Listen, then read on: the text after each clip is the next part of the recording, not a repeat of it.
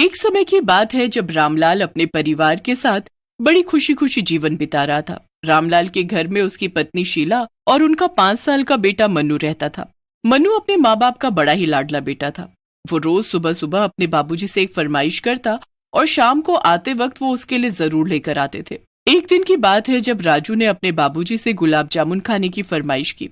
बाबूजी, मेरा गुलाब जामुन खाने का बहुत मन कर रहा है, आप शाम को आते वक्त जरूर लेकर आना। हाँ बेटा, मैं जरूर लेता आऊंगा। आज तक ऐसा कभी हुआ है क्या तूने कुछ मांगा और मैं ना लाया हूँ? नहीं, ऐसा तो कभी नहीं हुआ। तो बस फिर। मन्नू का गुलाब जामुन खाने का इतना मन कर रहा होता है कि उससे बिल्कुल सब्र ही नहीं हो रहा होता। वो स्कूल तो चला जाता है पर फिर पूरा दिन उसका ध्यान गुलाब जामुन में रहता है। जैसे ही छुट्टी होती है मन्नू फटाफट घर के लिए निकलता है। मन्नू घर आ जाता है और बेसब्री से अपने बाबूजी का इंतजार करने लगता है। देखते ही देखते रात हो जाती है। माँ, बहुत देर हो गई, बाबूजी अभी तक आए नहीं। अरे, कभी कभी उनको देर हो जाती है। आज उन्होंने सुबह ही बताया था कि वो अपने दोस्त के घर होते हुए आएंगे क्योंकि उनके बेटा हुआ है। मन्नू उदास हो जाता है और दूसरी तरफ रामलाल अपने दोस्त के घर से निकलकर मन्नू के लिए मिठाई की दुकान ढूंढ रहा होता है। अरे, यहाँ तो सब दुकान बंद हो गई है, मैं बहुत ही लेट हो गया। अब क्या करूं? मन्नू तो गुलाब जामुन के लिए इंतजार कर रहा होगा, मुझे गुलाब जामुन तो लेकर ही जाने होंगे। रामलाल पूरे बाजार में ढूंढ लेता है, उसे कहीं भी कोई दुकान खुली नहीं मिलती। बड़ी देर में जाकर एक सुनसान रास्ते में रामलाल को एक मिठाई की दुकान दिखती है। रामलाल ये देख बड़ा खुश हो जाता है और जल्दी से उस दुकान पर जाता है। अरे भैया, आपकी दुकान अभी तक खुली हुई है? हाँ भाई, मैं तो रात को ही दुकान खोलता हूँ, दिन में तो मैं कुछ और काम करने जाता हूँ। पर इतनी रात को कौन मिठाई लेने आता होगा? आते हैं भाई, बहुत लोग आते हैं, तुम भी तो आए हो। हाँ, ये बात भी है। हाँ तो बताओ, कितने गुलाब जामुन चाहिए? 1 किलो पैक कर दो। दुकानदार 1 किलो गुलाब जामुन डब्बे में पैक करके रामलाल को दे देता है। रामलाल बड़ा खुश होता है कि आखिर उसे मन्नू के लिए गुलाब जामुन मिल ही गए। रामलाल जल्दी से घर पहुंचता है और दरवाजा खोलता है। मन्नू अपने बाबूजी को देखकर भागता हुआ आता है और बोलता है, जल्दी बताओ, मेरे गुलाब जामुन कहाँ है? अरे रुको रुको, सब्र रखो, गुलाब जामुन लेकर आया हूँ, पर बहुत गर्म है। तुम आराम से बैठो और तुम्हारी माँ तुम्हें कटोरी में डालकर दे देगी। हाँ माँ, जल्दी दो। ठीक है, अभी देती हूँ। सुबह से गुलाब जामुन की रट लगा रखी है। शीला मन्नू के लिए गुलाब जामुन कटोरी में डालकर लाती है। मन्नू जैसे ही गुलाब जामुन खाता है कि बस खाता ही रह जाता है। इतने स्वाद गुलाब जामुन उसने पहले कभी भी नहीं खाए होते। ये गुलाब जामुन कितने नरम है और गरम भी, सच में बड़े ही स्वादिष्ट हैं ये तो ये सारे गुलाब जामुन मैं ही खाऊंगा। हाँ हाँ, खा लेना, कोई बात नहीं, ये तुम्हारे लिए ही तो आए, पर हमें एक तो दो। नहीं नहीं, एक भी नहीं दूंगा, सबके सब मैं ही खाऊंगा। बस फिर मन्नू एक के बाद एक सब गुलाब जामुन चट कर जाता है। वो ऐसे गुलाब जामुन खा रहा होता है जैसे जन्मों का भूखा हो। थोड़ी देर में वो सब गुलाब जामुन खा जाता है। उसके माँ बाप को ये बड़ा अजीब लगता है। अब अगले दिन मन्नू फिर से अपने बाबूजी से बोलता है, बाबूजी, वो गुलाब जामुन तो सब खत्म हो गए, आज आप आते वक्त और गुलाब जामुन ले आना। अरे नहीं बेटा, कल ही तो तुमने खाए है ना, मुझे गुलाब जामुन चाहिए, मतलब चाहिए। अच्छा अच्छा ठीक है, गुस्सा नहीं होते, मैं ले आऊंगा। अब रामलाल अगले उस रात भी आते वक्त गुलाब जामुन की दुकान पर जाता है और 1 किलो गुलाब जामुन ले आता है। इस बार भी उसकी दुकान पर कोई भी ग्राहक नहीं होता। अरे भैया, आपके गुलाब जामुन की मेरा बेटा बहुत ही तारीफ कर रहा था, उसे बहुत पसंद आए, इसीलिए 1 किलो और पैक कर दो। ठीक है, करता हूँ, पर एक बात तो बताओ, इतने स्वाद गुलाब जामुन और आपकी दुकान पर कोई भी ग्राहक नहीं। आप यही गुलाब जामुन अगर दिन में बेचना शुरू कर दो तो आपकी दुकान पे बहुत भीड़ आएगी। खैर मुझे क्या, मैं घर पहुंचूं। रामलाल गुलाब जामुन का डब्बा लेकर निकल पड़ता है, पर रास्ते में वो सोचता है कि आखिर उसने ऐसा क्या कह दिया कि दुकानदार उस पर भड़क गया। घर पहुंचते ही मन्नू डिब्बा खींचता है और गपागप गुलाब जामुन खाने लगता है। उसके मुंह में गुलाब जामुन भरा होता है, फिर भी वो खाए जा रहा होता है और वो पागलों की तरह बस एक के बाद एक गुलाब जामुन मुंह में डालता ही रहता है। मन्नू के माता पिता उसको ऐसे जानवर की तरह खाते देख बड़े हैरान होते हैं। दोनों एक दूसरे की शक्ल देखते हैं। हाँ, कल भी ऐसे ही खा रहा था और आज भी, आखिर इसे हो क्या गया है? ऐसे खाएगा तो पेट में दर्द ना हो जाए। शीला मन्नू के हाथ से डब्बा खींचने लगती है कि तभी मन्नू गुस्से में लाल आंखें करके अपनी माँ की तरफ देखता है। वो अपनी माँ से डब्बा वापस खींचता है और गुस्से में भरी आवाज में चीख कर बोलता है, पागल औरत, समझ नहीं आता तुझे? एक बार में दोबारा मेरे गुलाब जामुन को हाथ लगाया तो हाथ तो। ये सुनकर तो शीला और रामलाल दंग ही रह जाते हैं। शीला को इतना गुस्सा आता है कि वो अपना हाथ उठा देती है, पर मन्नू के देखते ही देखते उसका हाथ हवा में ही रुक जाता है। शीला बहुत कोशिश करती है पर उसका हाथ टस से मस नहीं हो रहा होता। कुछ तो गड़बड़ है, तुम चलो अंदर। शीला जल्दी से रामलाल को अंदर लेकर जाती है। तुम मुझे अंदर क्यों लेकर आई? आज इसको एक हाथ लग जाता तो इसे अकल आ जाती। तुम्हें इसे मार देना चाहिए था, तुम्हें रुकना नहीं चाहिए था। अरे मेरी बात तो सुनो एक बार। मेरा हाथ अपने आप हवा में रुक गया था, मैंने रोका नहीं था। जो बच्चा ठीक से एक रोटी नहीं खा पाता था वो आज एक बार में 1 किलो गुलाब जामुन खा जाता है, और वो ऐसे जानवर की तरह खा रहा है। और ऊपर से उसकी आंखें देखी आपने, कितनी लाल और गुस्से से भरी थी। उसके देखते ही मेरा हाथ हवा में रुक गया और लाख कोशिश करने पर भी वो नहीं हिला। ये तुम क्या बोल रही हो? मेरी तो समझ ही नहीं आ रहा। देखो देखो, हमारे बच्चे को कुछ हो गया है और ये ना कल से ही ऐसे कर रहा है। आज वो स्कूल भी नहीं गया, बस पूरे दिन एक ही जगह पर बैठा बैठा हिल रहा था। मुझे ना शक है कि ये सब इन गुलाब जामुन की वजह से ही है। मैं कल ही उस दुकानदार के पास जाऊंगा और उसको जब 2 थप्पड़ लगेंगे तब सच सच बताएगा कि क्या गड़बड़ है गुलाब जामुन में। अगले ही दिन रामलाल वहां पहुंच जाता है, पर उसे वहां कोई दुकान ही नहीं दिखती। अरे यही तो थी वो दुकान, कहाँ गई? अरे भैया क्या हुआ, क्यों परेशान घूम रहे हो? अरे बाबा यहाँ एक गुलाब जामुन की दुकान थी पर पता नहीं कहाँ गई। अरे भैया तुम क्यों उस दुकान के बारे में पूछ रहे हो? क्या हो गया? जब से मेरे बेटे ने इसकी दुकान के गुलाब जामुन खाए वो पागल सी हरकतें कर रहा है। हे भगवान, ये क्या अनर्थ हो गया। और किसी ने तो वो गुलाब जामुन नहीं खाए, नहीं बस उसी ने खाए। पर आप ऐसे क्यों बोल रहे हो, क्या बात है? वो एक भूत की गुलबजाऊ की दुकान है। वो बस रात के 12 से 4 बजे तक ही खुलती है। जो भी कोई उस दुकान के गुलाब जामुन खा ले वो तो बस समझो गया काम से। ये आप क्या बोल रहे हैं बाबा? मेरे बेटे ने तो उसके इतने सारे गुलाब जामुन खा लिए, अब मैं क्या करूं? कैसे अपने बेटे को ठीक करूं? कुछ बताओ बाबा, मेरी मदद करो। मैं तुमको एक पता देता हूं और तुम सीधे वहां जाओ, जो एक बहुत बड़ा तांत्रिक है। अब बस वही तुम्हारे बेटे को ठीक कर सकता है। रामलाल बाबा से पता पूछकर उसी वक्त उस तांत्रिक के पास जाता है और उसे सारी बात बताता है। ये कोई ऐसा वैसा भूत नहीं है, पर तू चिंता मत कर, मैं इसे आज रात ही कैद कर लूंगा। बस तू जब तक अपने बेटे का ध्यान रख। रामलाल घर आता है तो मन्नू एक जगह पर बैठा बैठा जाने क्या मन में बड़बड़ा रहा होता है और बस हिले जा रहा होता है। आप आ गए?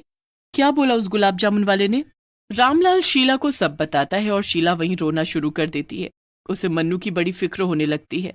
रात को सब लोग वहीं दुकान के पास पहुंच जाते हैं। मन्नू अभी भी अजीब हरकतें कर रहा होता है। शीला और रामलाल मन्नू को एक जगह लेकर बैठ जाते हैं। उसके बाद तांत्रिक उस भूत की गुलाब जामुन की दुकान पर जाता है। बहुत हो गया तेरा ये खेल, मुझे पता है तू कौन है। चल अपने असली रूप में और मेरा सामना कर। दुकानदार जोर जोर से हंसने लगता है और हंसते हंसते वो अपने असली भूत वाले रूप में आ जाता है। भूत हंसता रह जाता है। तांत्रिक अपनी थैली से थोड़ी सी भभूत निकालता है और फिर मंत्र पढ़कर उसे उस भूत पर फेंकता है, पर उससे भूत पर कोई भी असर नहीं होता। ये देख भूत और जोर जोर से हंसने लगता है। तांत्रिक सोच में पड़ जाता है। मैं तुझसे हार गया और तू जीत गया, पर मैं भी खाकर देखना चाहता हूँ कि आखिर क्या है तेरे इन गुलाब जामुन में जिसे खाकर सब तेरे वश में हो जाते हैं। मैं भी देखूं कि मैं तेरे वश में होता हूँ या नहीं। हाँ देख ले, पता चल जाएगा। तो दे दे सारे गुलाब जामुन मुझे। भूत तो सारी दुकान के गुलाब जामुन उस तांत्रिक को पैक करके दे देता है। शीला और रामलाल ये सब देखकर बड़े हैरान होते हैं कि आखिर तांत्रिक ऐसा क्यों कर रहा है। तांत्रिक सारे गुलाब जामुन लेकर सबको वहां से चलने को कहता है। तांत्रिक की बात मान सब वहां से निकल पड़ते हैं। तांत्रिक फिर एक कब्रिस्तान में आ जाता है। वहां जाकर वो एक एक गुलाब जामुन सबकी कब्र के ऊपर रख देता है। उसके बाद सारे भूत गुलाब जामुन की खुशबू से बाहर आ जाते हैं और गुलाब जामुन खाने लगते हैं। उसके बाद भूत और गुलाब जामुन मांगते हैं। और गुलाब जामुन चाहिए तो तुमको पहले मेरा कहना मानना होगा। तांत्रिक की बात मानकर सब भूत मन्नू को गुलाब जामुन बेचने वाले भूत के वश से आजाद कर देते हैं। मन्नू एकदम ठीक हो जाता है।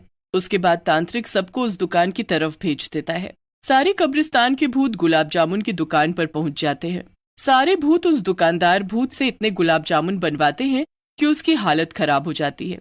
जब वो भूत और गुलाब जामुन बनाने से मना कर देता है तो बस सब भूत गुस्से में आकर उसको पकड़ लेते हैं और उसे गरम कढ़ाई में डालकर तल देते हैं और उसे मार देते हैं। एक समय की बात है, राजबीर नाम का एक पुलिस वाला अपने परिवार के साथ एक घर में हंसी खुशी रह रहा था। उसके परिवार में उसकी पत्नी जया और उसकी बेटी रीमा रहते थे। राजबीर बड़ा ही ईमानदार पुलिस वाला था। उसकी ड्यूटी जेल में रहती थी और वो पूरी ईमानदारी से अपनी ड्यूटी निभाता था। एक दिन की बात है, जब राजबीर जेल में चक्कर मार रहा था, वहां पर वो देखता है कुछ कैदी आपस में लड़ाई कर रहे हैं। राजबीर उन पर चिल्लाता है। राजबीर को आए दिन जेल में कुछ न कुछ देखने को मिल जाता था। वहां कुछ कैदी ठीक भी थे और कुछ बहुत ही खतरनाक। पूरा दिन उसका उन्हीं लोगों में निकल जाता था। एक दिन की बात है जब राजबीर अपनी ड्यूटी से घर वापस आता है। पापा पापा, मैं आपका ही इंतजार कर रही थी। अच्छा जी, पर ऐसा क्यों? बताओ, क्या काम है पापा से आज? आपकी बेटी को नई गाड़ी चाहिए।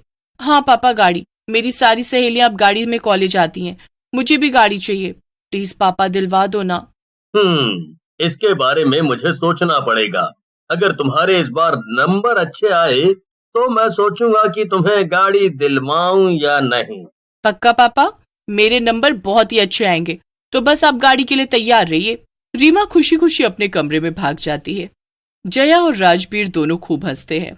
आपकी बेटी भी ना कम नहीं है। थोड़े दिन बाद रीमा का रिजल्ट आता है और उसके बड़े ही अच्छे नंबर आते हैं। राजबीर खुश होकर रीमा को एक गाड़ी दिला ही देता है। रीमा गाड़ी लेकर बड़ी खुश होती है और बड़े शौक से कॉलेज लेकर जाती है। रीमा की नई गाड़ी देखकर सब सहेलियां उसके पास आ जाती हैं। वाह रीमा, तेरे पापा ने तो सच में तुझे नई गाड़ी दिलवा दी। हाँ, मैंने बोला था ना, मेरे पापा हैं ही बहुत अच्छे। तो अब कब लेकर जा रही हो हमें नई गाड़ी में घुमाने? अरे उसमें क्या, अभी चलो। अभी नहीं, वीकेंड पर चलते हैं 2 दिन के लिए, बड़ा मजा आएगा। पर पापा, अभी तो तूने बोला तेरे पापा बहुत अच्छे हैं। हाँ वो तो है ही, मैं उनसे आज ही बात करती हूँ। रीमा घर जाकर अपने पापा से घूमने जाने की परमिशन लेती है। राजबीर उसे साफ मना कर देता है। पापा, मेरी बहुत बेइज्जती हो जाएगी। माँ प्लीज पापा को समझाओ ना।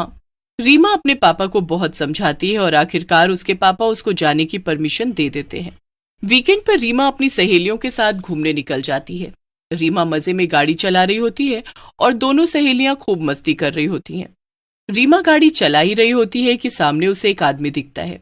रीमा को अंधेरे की वजह से उसकी ठीक से शक्ल नहीं दिख रही होती। अरे देखना, वो आदमी कैसे बीच रास्ते में खड़ा हुआ है। अरे हाँ रे, बड़ा अजीब है जो हट भी नहीं रहा। रीमा हॉर्न पर हॉर्न बजाती है पर वो आदमी हटने का नाम नहीं लेता। रीमा उसके पास आकर एकदम ब्रेक लगाती है और जोर से चिल्लाती है। दिखाई नहीं देता क्या तुमको? कब से हॉर्न बजा रही हूँ? तीनों गुस्से से बाहर आती हैं और उस आदमी पर चिल्लाने लगती हैं। अरे मुझे माफ कर दो, मेरी मजबूरी ना होती तो मैं ऐसे आपकी गाड़ी के आगे खड़ा ना होता। दरअसल मेरे बेटे को बीमारी है तो मैं उसके लिए शहर जा रहा था हॉस्पिटल पता करने। अब मेरे पास किराए के पैसे नहीं थे तो बस सोचा कि कोई इस रास्ते से जाएगा तो मैं उससे लिफ्ट मांग लूंगा। आपकी बड़ी कृपा होगी अगर आप मुझे आगे तक छोड़ दें। अरे रीमा, पता नहीं कौन आदमी है, छोड़ इसे, चलते हैं। नहीं, कोई भला आदमी लग रहा है। ठीक है, आप बैठ जाओ गाड़ी में, हम आपको आगे तक छोड़ देंगे। वो आदमी मुस्कुराता है और जाकर गाड़ी में बैठ जाता है। उसके बैठने के बाद सब चुप हो जाते हैं और कोई आपस में ज्यादा बात भी नहीं करता। उस आदमी के बैठते ही सबको बड़ा अजीब सा महसूस होता है पर कोई किसी को कुछ बोल नहीं पा रहा होता। रीमा गाड़ी चला रही होती है और तभी गाड़ी एक पुल के नीचे से गुजरती है। वहां एकदम अंधेरा होता है और जैसी गाड़ी पुल से बाहर आती है तो शीना गाड़ी से गायब होती है।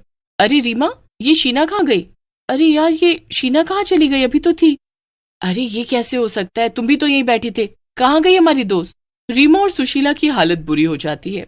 वो दोनों बहुत ज्यादा घबरा जाती हैं। रीमा जल्दी से गाड़ी एक तरफ लगाती है। सुशीला, मुझे कुछ गड़बड़ लग रही है, यह आदमी ठीक नहीं लग रहा, इसके बैठते ही मुझे अजीब लग रहा है। हाँ रीमा, मैं भी यही बोलने वाली थी, कुछ तो गड़बड़ है, पर अब हम करें क्या?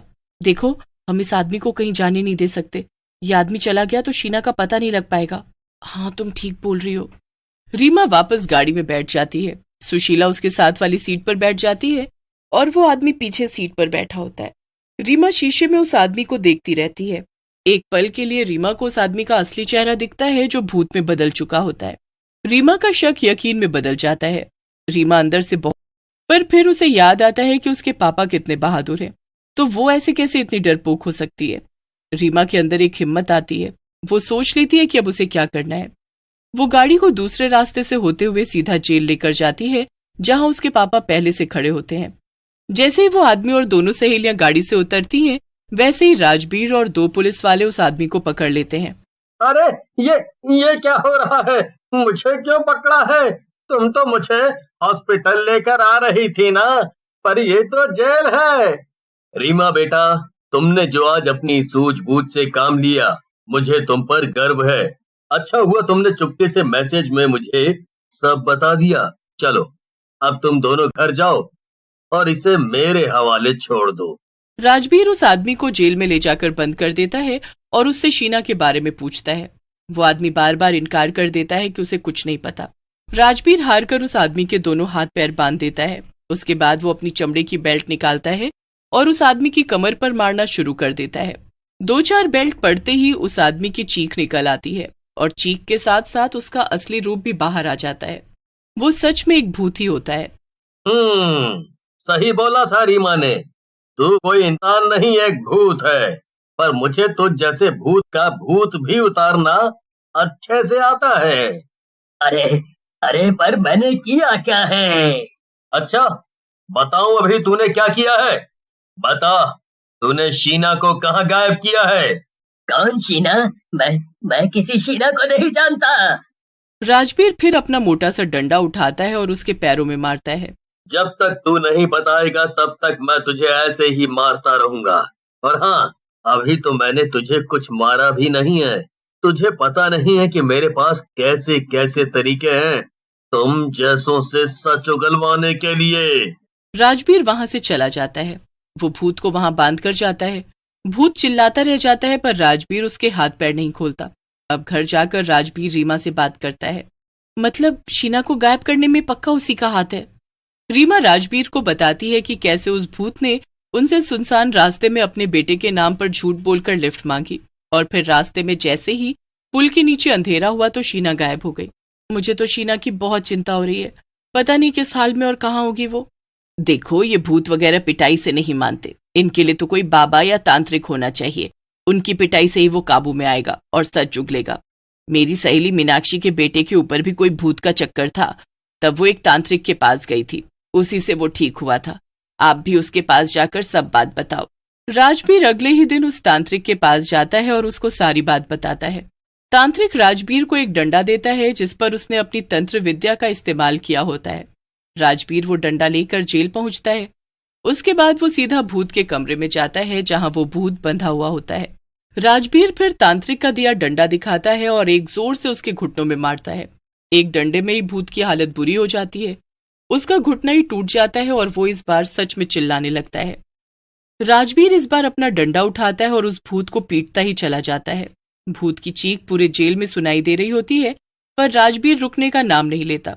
एक एक करके राजबीर उस भूत की सारी हड्डी पसली तोड़ देता है। इधर भूत की चीख सुनकर सब कैदियों की हालत बुरी हो रही होती है और एक तरफ भूत की हालत। जब वो भूत अपने पैरों पर खड़े होने लायक भी नहीं रहता तब वो राजबीर के आगे अपने हाथ जोड़ता है। मैं बताता हूँ, मैं सब बताता हूँ। वो जिस पुल से गायब हुई थी वही पास में एक झरना है। झरने के पास एक खंडहर है। बस बस वही कैद है शीना। आखिर इतना पिटने के बाद उगला, ये पहले ही बता देता तो बच जाता ना। राजबीर तुरंत रीमा के साथ उस रास्ते पर वापस जाता है। वहां वो उस झरने को और फिर उस खंडहर को ढूंढ लेते हैं।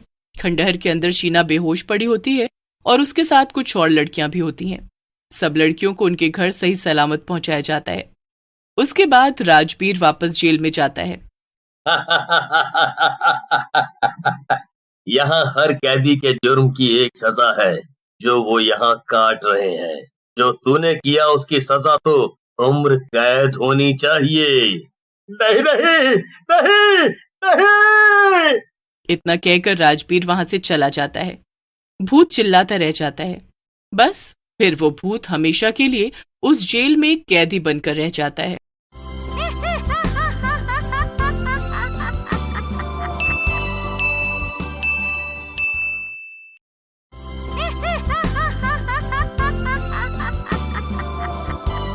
एक छोटा सा गांव था हमीरपुर।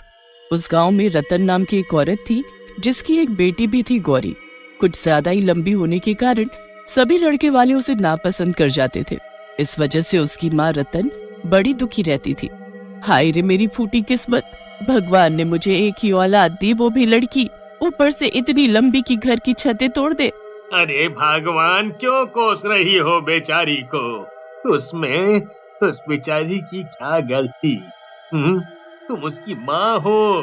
तुम्हें तो सोचना चाहिए कि जब भी कोई लड़के वाले उसे ना पसंद करके और कोई तो ताड़ का पेड़ बोलकर जाता है तो उस पर क्या बीतती होगी। आहा, बड़े आए बेटी की तरफदारी करने। तुम्हें पता भी है कि पूरा गांव जब मुझे लंबू की माँ बोलकर चिढ़ाता है तो मुझे कैसा लगता है। इससे तो बहस करना ही बेकार है, नहीं तो बात को कहां से कहां ले जाएगी। तभी वहाँ गौरी आती है और बोलती है, माँ पिताजी क्या मैं अपनी सहेलियों से मिलने जा सकती हूँ? बहुत दिन हो गए उनसे मिले हुए। हाँ बेटी, तुम जाओ। जैसे ही गौरी घर से निकलती है अपनी सहेलियों से मिलने कि रास्ते में एक पेड़ की टहनी से टकराकर वहीं गिर जाती है। उसे देख आते जाते लोग उस पर हंसने लगते हैं और उसका मजाक उड़ाते हैं। लंबू आज लंबू पेड़ से टकराकर गिर गई।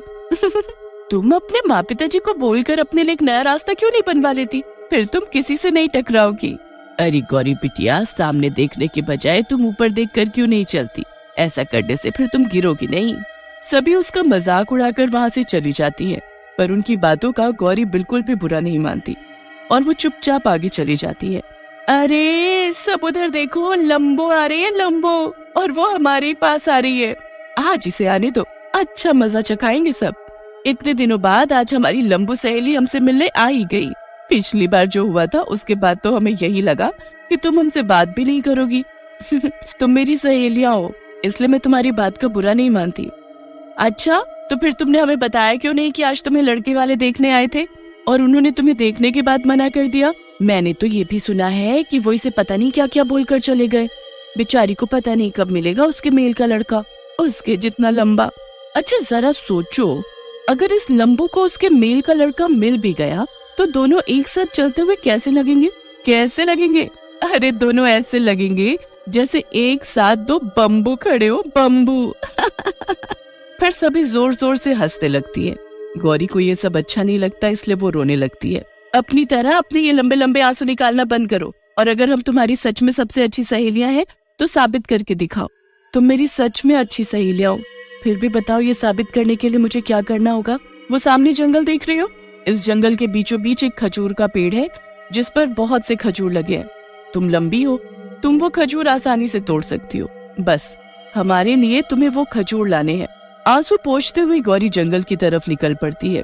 जंगल के बीचों बीच पहुंचकर उसे वहाँ कोई खजूर का पेड़ नहीं दिखता, इसलिए वो समझ जाती है कि फिर से उसकी सहेलियों ने उसे धोखा दिया है, उसे सताने के लिए।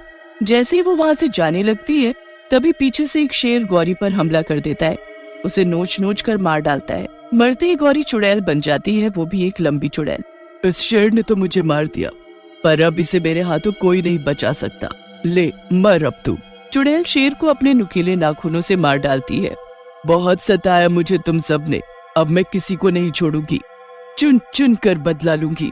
मेरी लंबाई देख तुम लोगों को बड़ी हंसी आती है ना? अब तुम सब रोने वाले हो, क्योंकि मैं लंबी चुड़ैल अपना बदला लेने आ गई। पहले हद से ज्यादा लंबा होना उसकी कमजोरी थी, पर अब वही लंबा होना उसकी ताकत बन गई। वहाँ गौरी के पिताजी गौरी के आने की राह देख रहे थे। रात हो गई, पर गौरी अभी तक घर नहीं लौटी। कहाँ रह गई मेरी बच्ची? अच्छा हुआ उस लंबी लड़की से छुटकारा मिला, मैं तो दुखी ही हो गई थी इतनी लंबी लड़की के लिए लड़का ढूंढते ढूंढते। अगर आज उसकी असली माँ होती तो उसके बारे में ऐसा नहीं बोलती। रतन, आज तूने अपना सौतेलापन दिखाई दिया। आज के बाद अपने मुंह से उसका नाम भी मत लेना। वो मेरी बेटी थी और हमेशा मेरी ही रहेगी। वह चुड़ैल अपने आप को और लंबा कर गांव में घुस जाती है और लोगों को परेशान करने लगती है। अरे अरे, वो देखो चुड़ैल! बाप रे बाप, देखो तो जरा वो चुड़ैल कितनी लंबी है। अब तुम उसे निहारते ही रहोगे या अपनी जान भी बचाओगे उससे? भागो, जल्दी भागो और अपनी अपनी जान बचाओ। चुड़ैल आई, चुड़ैल! हमारे गांव में एक लंबी चुड़ैल आ घुसी है, सब अपनी अपनी जान बचाओ उससे। चुड़ैल फौरन अपने लंबे हाथों को लोगों के घरों में घुसाकर उन्हें बाहर खींच लाती है और उन्हें एक लंबे से पेड़ के ऊपर बिठा देती है। कितने अच्छे लगते हो तुम सब इस पेड़ पर बैठे हुए। अब बैठे रहो ऐसे ही पूरे दिन इस पेड़ पर। चुड़ैल, हमने तेरा क्या बिगाड़ा है जो तू हमारे साथ ऐसा कर रही है? तू अपने लंबे होने का ऐसा फायदा मत उठा। हमें नीचे उतार दे हमें। अभी तो ये शुरुआत है, आगे आगे देखो मैं क्या करती हूँ। जिस पेड़ पर चुड़ैल ने गांव के लोगों को बिठाया था, उस पेड़ को चुड़ैल जोर जोर से हिलाने लगती है। पेड़ हिलने की वजह से सभी एक एक कर नीचे गिर जाते हैं। तभी कुछ लोग आग दिखाकर उस चुड़ैल को गांव से भगा देते हैं। हे भगवान, ये इतनी लंबी चुड़ैल आखिर आई कहाँ से? आई कहीं से भी हो, पर उसकी लंबाई जरा देखी तुम सबने? मुझे तो लगा पल भर में ही अभी आसमान को भी पकड़ लेगी। दोपहर का वक्त था, सभी अपने अपने काम में व्यस्त थे। तभी वो लंबी चुड़ैल गांव की ओर बढ़ती है। तभी उस चुड़ैल को एक बच्चा रोता हुआ दिखाई देता है। क्यों रो रहे हो तुम? बच्चा चुड़ैल को देखकर जोर जोर से रोने लगता है। देखो, जब तक तुम मुझे बताओगे नहीं कि तुम रो क्यों रहे हो, तो मुझे तुम्हारी परेशानी कैसे पता चलेगी? तुम तो वही चुड़ैल हो जो कल गांव में आई थी और तुमने सभी को मारा भी था। अब तुम मुझे भी मारोगी। नहीं नहीं, मैं छोटे बच्चों को नहीं मारती। तुम्हारे हाथ में चक्री देखकर ऐसा लगता है कि शायद तुम्हारी पतंग उस पेड़ पर अटक गई है। अपने लंबे हाथों से मैं अभी उसे उतार देती हूँ। चुड़ैल राघव के हाथ में पतंग दे देती है। राघव पतंग देखकर बहुत खुश हो जाता है। राघव चुड़ैल से बिल्कुल भी नहीं डरता। चुड़ैल राघव को उठाकर अपने कंधों पर बिठा लेती है और फिर दोनों मिलकर पेड़ से खूब फल तोड़ तोड़ कर खाते हैं। अब मुझे नीचे उतारो, इतने सारे फल मैंने कभी नहीं खाए। तुम लंबी चुड़ैल बहुत ही अच्छी हो। आज मैं घर जाकर अपने माँ बापू को तुम्हारे बारे में बताऊंगा। अब रात होने वाली है, इसलिए तुम अब घर जाओ। अगर कल फिर आओगे तुम मुझसे मिलने, तो हम दोनों कल फिर से पेड़ से फल तोड़ कर खाएंगे। राघव हंसता मुस्कुराता वहाँ से चला जाता है। उन फरेबी लोगों से तो ये बच्चा अच्छा निकला। मुझसे जरा भी नहीं डरा और मेरे लंबे होने का मजाक भी नहीं उड़ाया, बल्कि मेरी लंबाई की तारीफ ही की उसने। अरे, इस बच्चे के चक्कर में तो मैं भूल ही गई कि मुझे अपनी उन फरीबी सहेलियों से बदला लेना था। चुड़ैल चल देती है कमला, पिंकी और चमेली के घर। उनके घर पहुंचते ही, ये देखो इस कमला को, मुझे मारकर कितने चैन से सो रही है, अभी बताती हूँ इसे। चुड़ैल कमला को नींद में ही उठाकर पंखे के ऊपर लटका देती है। चुड़ैल चुड़ैल चुड़ैल, अरे कोई है, इस चुड़ैल ने मुझे पंखे पर लटका दिया है। चुड़ैल वही पंखा चलाकर वहाँ से पिंकी के घर की ओर चल देती है और वहाँ कमला पंखे से इतनी जोर से गिरती है कि उसका मुंह सारा टेढ़ा हो जाता है। इसे देखो, इतनी रात में भी लगी है सजने संवरने में। अपने आप को बहुत सुंदर समझती है ये, पर अब नहीं रहेगी सुंदर। चुड़ैल पीछे से आती है, उसका सिर पकड़कर सामने रखे शीशे में मार देती है। शीशे के टुकड़े पिंकी का पूरा चेहरा बिगाड़ देते हैं। फिर हंसते हुए चुड़ैल चमेली के घर पहुंचती है। चमेली चुड़ैल को देखकर जोर जोर से चिल्लाने लगती है। चुड़ैल चुड़ैल, भैया भाभी मुझे बचाओ, देखो हमारे घर में लंबी चुड़ैल घुस आई है। चुड़ैल भी चमेली की गर्दन पकड़ उसे ऊपर खींच लेती है। छोड़ो छोड़ो, मुझे नीचे उतारो, मेरा दम घुट रहा है। जब तुम सबने मुझे उस घने जंगल में भेजा था खजूर लाने, सोचो तब डर के मारे मेरा कितना दम घुटा था। तुम्हारी वजह से एक शेर मुझे जिंदा नोच नोच कर खा गया। मैं माफी के काबिल तो नहीं, पर फिर भी मुझे माफ कर दो तुम। तभी वहाँ राघव आ जाता है। अगर तुम मेरी सबसे अच्छी दोस्त हो तो मेरी बुआ को छोड़ दो। हाँ, ये मेरी बुआ है। तुम बहुत अच्छी हो, सबसे अच्छी। तुम्हें पता है, जब से तुम अपने घर नहीं गई, तुम्हारे पिताजी कितना परेशान रहते हैं। उनकी तबीयत बिल्कुल भी ठीक नहीं रहती। आओ चलो मेरे साथ वहाँ। चुड़ैल राघव को उठाकर अपने कंधों पर बिठा लेती है और अपने पिताजी के पास चल देती है। राघव चुड़ैल के बारे में पांडु को सब बता देता है। पांडु गौरी की इस हालत को देखकर बहुत रोता है। काका, आपकी बेटी और मेरी सबसे अच्छी दोस्त, दुनिया की सबसे अच्छी लड़की है। मैं भगवान से दुआ करता हूँ कि अगले जन्म में मैं तुमसे शादी करूँ। राघव की बात से सभी लोग बहुत खुश होते हैं। धर्मपुर नामक गांव में एक बार इच्छाधारी नागिन घुस आती है।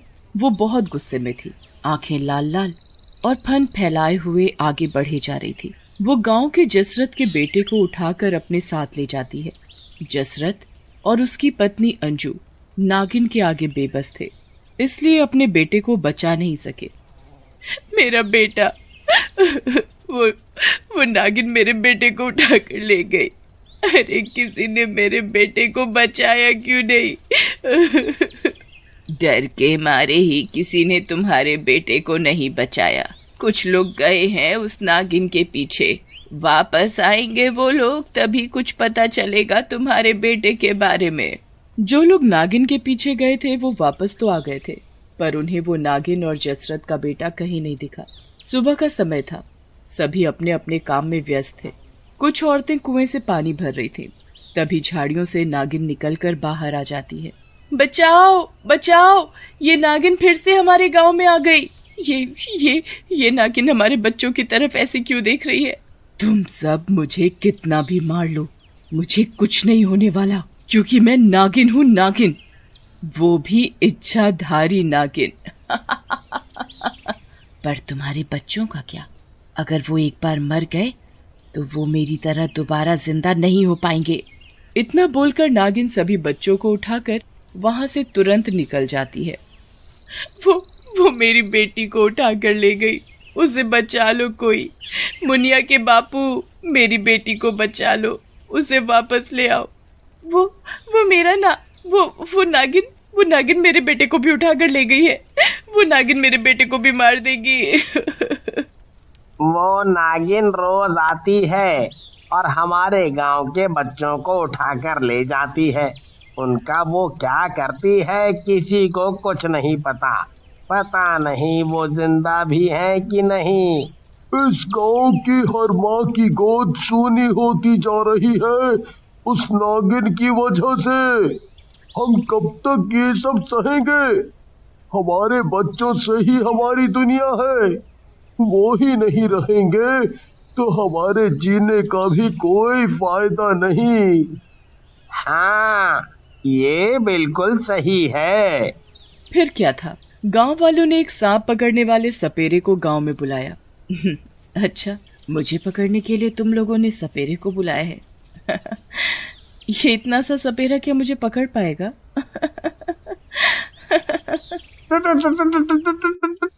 तुम लोगों ने पहले क्यों नहीं बताया कि नागिन इतनी बड़ी है? ये तो बहुत ही बड़ी है। हमने तुम्हें बताया तो था कि नागिन बहुत बड़ी है। ये वही नागिन है जिसके बारे में हमने तुम्हें बताया था। नागिन अपना फन फैलाती है और सपेरे को डस लेती है। सपेरा तुरंत मर जाता है। तुम लोग कितने भी बड़े सपेरे को बुला लो, मेरा कोई कुछ नहीं बिगाड़ सकता। और अब मैं जिस काम के लिए आई हूँ वो करके ही जाऊंगी। हमने तुम्हारा क्या बिगाड़ा है जो तुम हमारे बच्चों को उठाकर ले जाती हो? उन मासूम बच्चों की क्या गलती? नागिन कभी बिना मतलब के किसी को कोई नुकसान नहीं पहुंचाती, और तुमने तो मेरी दुनिया ही तबाह कर दी। तुम लोगों ने भी मेरे बेटे को मार डाला था, बस मैं उसी का बदला लेने आई हूँ। जैसे मेरी गोद सुनी हुई है वैसे ही मैं तुम सबकी गोद भी सुनी कर दूंगी। मार डालूंगी सभी बच्चों को। तुम्हारे बेटे को हम क्यों मारेंगे भला? हमने नहीं मारा उसे। तुम्ही ने मारा है। मैंने खुद अपने मन की शक्ति से देखा वो नजारा। एक बार मेरा बेटा इस गांव में घुस आया था। जैसे ही तुम लोगों की नजर उस पर पड़ी तो तुम लोगों ने उसे अपनी लाठियों से मारना शुरू कर दिया। तुम लोगों ने उसे इतना मारा कि उसने तभी अपना दम तोड़ दिया। जब तुम सब वहां से चले गए तब मैं आई थी। वहीं कहीं मेरा बेटा, जब तुम सब वहां से चले गए तब मैं आई थी। वहां जहां मेरा बेटा मरा पड़ा था, उसे उठाकर मैं अपने साथ अपनी गुफा में ले गई। उसके बाद मैंने अपने आप से वचन लिया कि मैं तुम सबके बच्चों को मार दूंगी, जैसे तुमने मारा मेरे बच्चे को। नागिन के बेटे को बहुत बड़ी भूल हुई है। अच्छा हुआ मैंने वक्त पर अपनी गर्भवती बहू को बेटे के साथ शहर भेज दिया। तभी दूर से आवाज आती है, निर्मला चाची, ओ निर्मला चाची, तुम्हारा बेटा और बहू गांव में वापस आ गए। और वो अकेले नहीं आए हैं, वो अपने साथ आपके पोते को भी लाए हैं। निर्मला का बेटा कौशल और बहू विधि गांव में वापस तो आ गए थे, पर उन्हें उस नागिन के बारे में कुछ नहीं पता था। क्या बात है, आप सभी एक जगह इकट्ठा क्यों हो? आप सभी कुछ परेशान भी दिख रहे हो। गांव में सब ठीक तो है ना? क्या हुआ माँ, आप किस सोच में खो गई? अपने पोते को गोद में नहीं लेंगी क्या? हम लोग बहुत थक गए हैं सफर में, थोड़ा आराम चाहते हैं। गांव वाले और निर्मला उन्हें कुछ नहीं बताते। निर्मला उन्हें अपने साथ घर ले जाती है। शाम का समय था। निर्मला कुछ सोचते हुए अपने बहू बेटे को खाना परोस रही थी। तभी कौशल पूछने लगता है, माँ, तुम्हें मेरी कसम, बताओ क्या बात है? जरूर कोई बात तो है जो तुम हमें बताना नहीं चाहती। जब से हम गांव में आए हैं, गांव के लोग कुछ बदले बदले से लग रहे हैं। किसी के चेहरे पर कोई हंसी थी ही नहीं, सब गुमसुम से। निर्मला रोने लगती है और बोलती है, बेटा, तुम अभी बहू और अपने बच्चे को लेकर यहाँ से वापस शहर चले जाओ। निर्मला कौशल को नागिन के बारे में सब बता देती है। फिर क्या था, गांव में तभी नागिन घुस आती है। कौशल अपनी पत्नी और बच्चे को अंदर छुपा देता है और एक चादर लेता है। उस चादर को वो इस तरह लपेटता है जैसे सभी को लगे कि उसमें उसका बच्चा हो। कौशल उसे हाथों में लिए बाहर जाता है और नागिन को वहां से जाने को बोलता है। ओ नागिन, इस गांव में आतंक मचाना छोड़ दे और यहाँ से जा। अब तू हमारे बच्चों पर नजर डालेगी तो हम तेरी आंखें निकाल लेंगे। तू मुझे जाने को बोल रहा है? हाथ में बच्चा पकड़े हुए है और मुझे चला भगाने। अगर मुझसे ऊंची आवाज में बात की तो तेरे इस बच्चे को उठाकर ले जाऊंगी। अब के आखिरी बार सूरत देख ले अपने बच्चे की, फिर कभी नहीं देख पाएगा, क्योंकि आज मैं इसे ही लेकर जाऊंगी। नागिन फौरन उसके हाथों से बच्चा छीन लेती है और जाने लगती है। कौशल नागिन का पीछा करता है और गांव के कुछ लोगों को भी अपने पीछे आने को बोलता है। कौशल की हिम्मत देख सभी उसका साथ देते हैं और उसके पीछे पीछे जाने लग जाते हैं। नागिन जंगलों के बीच अपनी गुफा में घुस जाती है। ये नागिन तो गुफा में चली गई, पर गुफा में इतनी रोशनी किस चीज की है? रोशनी की वजह से कुछ साफ नहीं दिख रहा। वो तो सब ठीक है, पर तुमने अपना बच्चा उस नागिन के हवाले इतनी आसानी से क्यों कर दिया? कौशल सभी को बता देता है कि उसने सिर्फ बच्चा दिखने का नाटक किया नागिन के आगे। उसमें बच्चा नहीं था, उसमें सिर्फ चादर थी। तभी गुस्से में नागिन बाहर निकलती है। उसने मुझे धोखा दिया। मुझे उस चादर में कोई बच्चा नहीं था। उसे शायद पता नहीं कि मैं नागिन हूँ। नागिन, उसे छोड़ूंगी नहीं। नागिन कौशल को मारने के लिए जैसे ही गुफा से बाहर निकलती है, कौशल पीछे से उसकी गुफा में घुस जाता है। गुफा में घुसते ही वो हैरान रह जाता है। जो तेज रोशनी थी वो एक मणि से आ रही थी और वो मणि उसी नागिन की थी। उस मणि के आसपास वो सभी बच्चे बेहोश पड़े थे जिन्हें वो अपने साथ उठा लाई थी। नागिन ने किसी को नहीं मारा था। कौशल जैसे ही मणि को हाथ लगाता है, नागिन को एहसास हो जाता है कि मणि किसी के हाथ लग गई है। वो फौरन गुफा में पहुंचती है। ए लड़के, इस गुफा में घुसने की तेरी हिम्मत कैसे हुई? और तूने मेरी मणि को हाथ लगाया? ला, मेरी मणि मुझे वापस दे। मैं अपने बच्चे से बहुत प्यार करती थी। इन सभी बच्चों को मैं अपना बनाना चाहती थी, पर इन सब ने मुझे माँ कहने से मना कर दिया, तो मैंने इन्हें बेहोश कर दिया। इन्हें मारा नहीं। वो देखो उधर, वो मेरा बेटा है, मर चुका है वो। मैं बस उसे ऐसे देखकर ही जीती हूँ।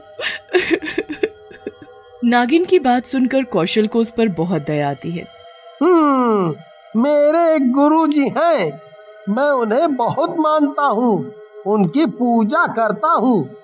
तुम मेरे साथ चलो गुरुजी के पास, उनके पास तुम्हारी समस्या का हल जरूर होगा। नागिन कौशल के साथ चल देती है। ये भभूत तुम अपने मरे हुए बेटे के ऊपर छिड़क देना। उसकी आत्मा कहीं भी होगी, वो आकर उसमें वापस समा जाएगी और वो जीवित हो उठेगा। गुरुजी की ये बात सुनते ही नागिन की खुशी का कोई ठिकाना ही नहीं था। वो बहुत खुश थी। नागिन और कौशल वापस गुफा में जाते हैं। नागिन जैसे ही भभूत अपने मरे हुए बेटे पर डालती है, वो सच में जीवित हो जाता है। नागिन अपनी शक्तियों से सभी बच्चों को पहले जैसा कर देती है। गांव के लोग अपने बच्चों को सही सलामत देख बहुत खुश होते हैं और कौशल का शुक्रिया करते हैं।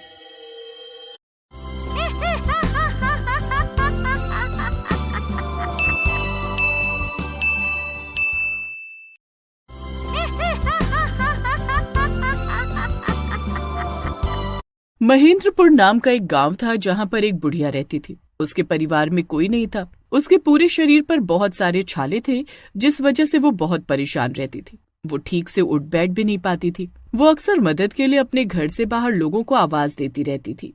बेटा, मुझे बहुत प्यास लगी है, लेकिन मेरे छालों में बहुत दर्द हो रहा है, इसलिए उठ नहीं पा रही हूँ। तुम मुझे एक गिलास पानी पिला दोगे क्या? भगवान तुम्हारा भला करेगा। अरे तेरा दिमाग खराब हो गया है क्या बुढ़िया? भला मैं तुझे पानी क्यों पिलाऊं? तुझे पानी पिलाया तो तेरी तरह ही मेरे पूरे शरीर में छाले पड़ जाएंगे। मोहन बुढ़िया को दुत्कार कर वहाँ से चला जाता है। बुढ़िया कई लोगों को पानी के लिए आवाज देती है, लेकिन कोई भी उसे पानी नहीं पिलाता। बुढ़िया पूरी रात प्यासी रहती है। अगली सुबह उसके छालों में थोड़ा आराम होता है तो वो उठकर पानी पीती है। इस गांव के लोगों के भीतर तो जरा सी भी दया नहीं है। कोई इतना भी दयालु नहीं कि मुझे एक गिलास पानी ही पिला देता। बहुत भूख लग रही है, राशन वाले के पास जाकर थोड़ा राशन ले आती हूँ। बुढ़िया सरोज राशन वाले के पास राशन लेने के लिए जाती है तो उसे देखकर राशन वाले की दुकान पर खड़े सभी लोग वहाँ से भाग जाते हैं। इन सब लोगों को क्या हो गया बेटा? ये सब यहाँ से भाग क्यों गए? तू तो मुझसे ऐसे पूछ रही है जैसे तुझे कुछ पता ही नहीं। तू जानती है ना, सब गांव वाले तुझसे कितने डरते हैं। तेरी वजह से उन सबको भी छाले हो जाएंगे, फिर भी गांव में घूमती रहती है। अरे अपने घर में टिक कर नहीं बैठा जाता क्या तुझसे? भगवान ने मुझे ऐसा शरीर दिया है, लेकिन कम से कम मुझसे ऐसे बात तो मत करो। इसमें भला मेरी क्या गलती है? और मेरी वजह से किसी और को छाले नहीं होंगे। मेरे पति को कभी मेरी वजह से छाले नहीं हुए, न कभी मेरी सासू माँ को। तो फिर तुम लोगों को मेरी वजह से छाले कैसे हो जाएंगे? अरे हाँ, हम लोगों को तुझसे छाले नहीं होंगे, लेकिन अपने पति और सास की तरह तू हम सबको भी मार देगी। जा यहाँ से। चली जाऊंगी बेटा, लेकिन मुझे बस थोड़ा सा राशन दे दो। मेरे घर में बिल्कुल भी राशन नहीं है। मुझे बहुत जोर से भूख लगी है। एक बार बोला ना, जा यहाँ से। और अगर तूने मुझसे राशन खरीद लिया तो फिर कोई गांव वाला मुझसे राशन नहीं खरीदेगा। राशन वाला सरोज को राशन नहीं देता और उसे धक्के मार कर वहाँ से निकाल देता है। सरोज पूरे दिन अपने घर में भूखी बैठी रहती है। तभी शाम को उसे बाहर से बहुत अच्छी खाने की खुशबू आती है। वो बाहर निकलकर देखती है तो गांव में किसी के यहाँ भंडारा हो रहा था। अरे वाह, गांव में तो भंडारा हो रहा है, जाकर भंडारे में ही खाना खा लेती हूँ, बहुत भूख लगी है। सरोज भंडारे में खाना खाने के लिए बैठ जाती है, लेकिन उसे देखकर लोग तरह तरह की बातें करने लगते हैं। छी छी, ये छालों वाली बुढ़िया यहाँ पर कहाँ से आ गई? अगर इसके साथ बैठकर भंडारा खाया तो हम लोगों के भी पूरे शरीर पर ऐसे ही छाले हो जाएंगे। बुढ़िया, तुझे जरा सी भी शर्म नहीं आती क्या? तुझे कितनी बार बोला है कि हम लोगों से दूर रह कर, लेकिन फिर भी हम लोगों के आसपास भटकती रहती है। खुद जैसी है चाहती है कि बाकी सब भी वैसे ही हो जाएं। इसे निकालो यहाँ से। गांव के लोग सरोज को बहुत बुरा भला कहते हैं और सरोज रोती हुई वहाँ से अपने घर आ जाती है। वो बेचारी 2 दिन से भूखी थी। न तो गांव वाले उसे राशन दे रहे थे और न ही उसे समारोह में खाने दे रहे थे। अगले दिन उसकी भूख और ज्यादा बढ़ गई। वो मदद की आस लेकर गांव वालों के घर गई। सरला बेटी, मुझे बहुत भूख लगी है। देखो, तुम मुझे छुओ मत, लेकिन मुझे 2 रोटी खाने के लिए दे दो। तुम जमीन पर 2 रोटी लाकर रख दो तो मैं वो 2 रोटी लेकर चली जाऊंगी। हाय, कितनी बेशरम बुढ़िया है तू। कल रात को तेरी इतनी बेइज्जती हुई, उसके बाद भी मुंह उठाकर यहाँ पर रोटी मांगने के लिए आ गई। इधर आकर मेरे बच्चों को बीमार करेगी क्या? नहीं है मेरे पास तेरे लिए कोई रोटी। सरला सरोज को बेइज्जत करके वहां से भगा देती है, लेकिन सरोज को इतनी भूख लगी थी कि वो मदद के लिए सब गांव वालों का दरवाजा खटखटाती है, लेकिन कोई भी गांव वाला उसे खाने को एक रोटी भी नहीं देता। वो बेचारी बुढ़िया भूख से तड़प कर अपना दम तोड़ देती है। अगले दिन जब गांव वालों को ये पता चलता है तो उन्हें इस बात का कोई अफसोस भी नहीं होता और कोई उसका अंतिम संस्कार भी नहीं करता। वो पुलिस स्टेशन में उसके मरने की खबर लिखवाते हैं तो कुछ लोग आकर सेवा भाव से सरोज का अंतिम संस्कार करते हैं। सरोज ने कभी अपने जीवन में किसी के साथ कुछ बुरा नहीं किया था, लेकिन फिर भी लोगों ने उसके साथ ऐसा व्यवहार किया। उन लोगों के कारण सरोज की जान गई, इसलिए सरोज की आत्मा को मुक्ति नहीं मिल पाई और वो छालों वाली। मुझे बहुत तेज भूख लगी है, मुझे अभी क्या भी खाना चाहिए। उस दिन सबसे पहले सरला ने मुझे खाना देने से मना किया था, तो सबसे पहले उसी के घर जाऊंगी। छालों वाली चुड़ैल जाकर सरला के घर का दरवाजा खटखटाती है। सरला जैसे ही दरवाजा खोलती है तो अपनी आंखों के सामने छालों वाली चुड़ैल को देखकर वो बुरी तरह डर जाती है। मुझे बहुत भूख लगी है, मुझे गर्मा गर्म खाना चाहिए। सरला उसे खाना नहीं देती और वहाँ पर रखा बेलन उसके ऊपर फेंक कर मारती है। जिससे छाले वाली चुड़ैल के छालों में और ज्यादा दर्द हो जाता है। सरला तुरंत ही अपने घर का दरवाजा बंद कर लेती है, लेकिन चुड़ैल को उसके ऊपर और ज्यादा गुस्सा चढ़ जाता है। जीते जी तो इन लोगों ने मेरे साथ जो किया सो किया, लेकिन मेरे मरने के बाद भी ऐसा बर्ताव, अब तो इन्हें सबक सिखाना ही पड़ेगा। अगले दिन सरला जब सोकर उठती है तो उसके पूरे शरीर पर भी सरोज की तरह छाले पड़ चुके थे। वो गांव की औरतों को रात के बारे में बताती है तो गांव की औरतें उससे दूर हो जाती हैं। देखो सरला बहन, तुम्हारे साथ जो भी हुआ, लेकिन अब हमसे तुम दूर रहा करो। अगर तुम हमारे पास भी आई तो तुम्हारी तरह हमारे शरीर पर भी छाले हो जाएंगे। जिस तरह सब लोग सरोज के साथ बर्ताव करते थे, अब सरला के साथ भी वैसा ही बर्ताव करने लगते हैं। रात को छालों वाली चुड़ैल फिर से खाना मांगने के लिए निकलती है और आज वो सरिता का दरवाजा खटखटाती है, लेकिन सरिता दरवाजा नहीं खोलती। मैं जानती हूँ कि बाहर वही छालों वाली चुड़ैल है और अगर मैंने दरवाजा खोला तो वो मुझे भी सरला की तरह बना देगी। मैं दरवाजा खोलूंगी ही नहीं। सरला दरवाजा नहीं खोलती, लेकिन अगले दिन उसका शरीर भी छालों से पूरी तरह भर जाता है। वो खुद को आईने में देखकर बहुत रोती है। मैंने तो दरवाजा भी नहीं खोला था, लेकिन फिर भी मेरे शरीर पर छाले पड़ गए।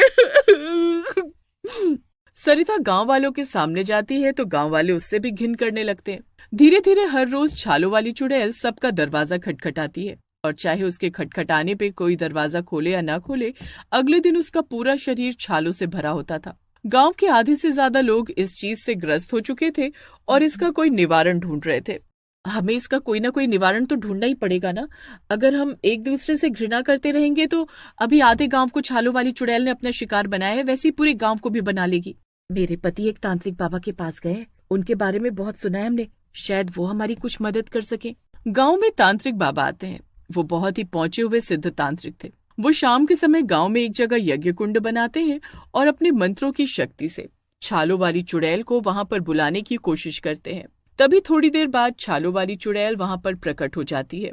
तो क्यों इन गांव वालों को परेशान कर रही है? आधे से ज्यादा गांव वालों को तूने छालों की बीमारी से ग्रस्त कर दिया है। आखिर तू क्यों इन सब लोगों के साथ ऐसा कर रही है? चली जा यहाँ से। इन लोगों ने भी मेरे साथ बहुत बुरा किया था।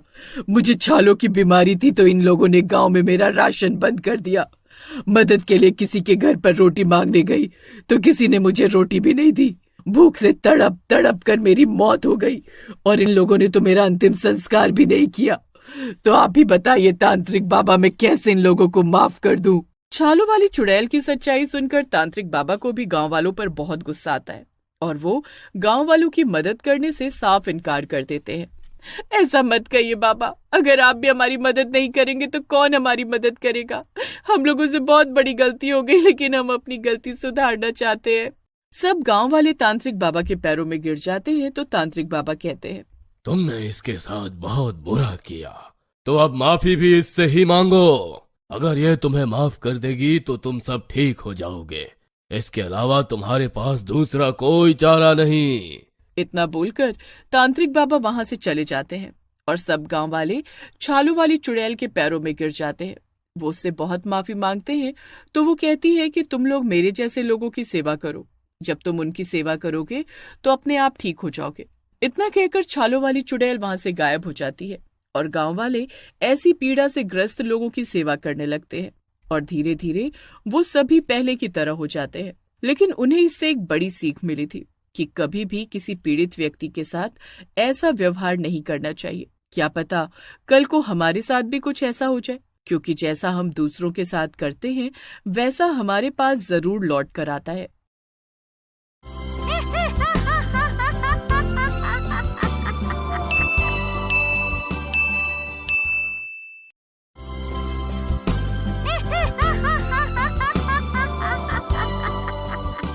एक बार की बात है, एक बहुत पुराना गांव था जिसका नाम था सुल्तानपुर। वो एक भूतिया गांव था। वहां के लोग एक चुड़ैल के साए से बहुत परेशान थे। फिर एक रात सब गांव वाले सो रहे थे, तभी किसी की पायल की आवाज आती है। अजीब, आपने ये आवाज सुनी? लगता है वो चुड़ैल आज रात फिर गांव में आई है। चलो हमें कहीं छुपना होगा, अगर उसने हमें देख लिया तो शामत आ जाएगी। फिर वो दोनों सोफे के पीछे छुप जाते हैं। वो चुड़ैल सबके घरों की खिड़की से झांक झांक कर किसी को तलाश कर रही होती है। उसी रात गांव में मुन्ना और कालू अपने दोस्त की शादी के लिए ठहरे हुए थे। उस चुड़ैल को देखकर वो दोनों भी चौंक जाते हैं। वो अपनी खिड़की से उसे देख रहे होते हैं। अरे कालू भाई, वो देखो, ये वही चुड़ैल है जिसके बारे में हरिया ने हमें बताया था। अरे भाई, हरिया ने कहा था कि रात में पायल की आवाज आने पर घर के अंदर कहीं छुप जाना। चलो जल्दी कहीं छिप जाते हैं। अरे रूप का डरपोक, अरे वो देख, चुड़ैल कितनी बड़ी सोने की पायल पहनी हुई है। सोच, अगर वो पायल हमें मिल जाए तो हम उसे बेचकर माला माल हो जाएंगे। अरे तू पागल तो नहीं हो गया? अगर उसने हमें देख लिया तो हमें कच्चा खा जाएगी। चल जल्दी छुप जाते हैं। मेरे पास एक प्लान है, तू डर मत, जल्दी जा और वो कंबल उठा कर ला। अरे भाई, तू क्या करने की सोच रहा है? मुझे तो बहुत डर लग रहा है। फिर मुन्ना जोर जोर से उस चुड़ैल को आवाज लगाने लगता है। अरे ओ चुड़ैल, देख मैं यहाँ हूँ, तुझे मेरी ही तलाश थी ना? ये देख मैं यहाँ हूँ, आजा आजा, मैं तुझसे नहीं डरता। अरे मर गए रे। अरे कमबख्त मुन्ना, ये क्या कर रहा है? क्यों अपनी मौत को बुला रहा है? अरे चुप कर जा मेरे बाप, नहीं तो हम दोनों मरेंगे।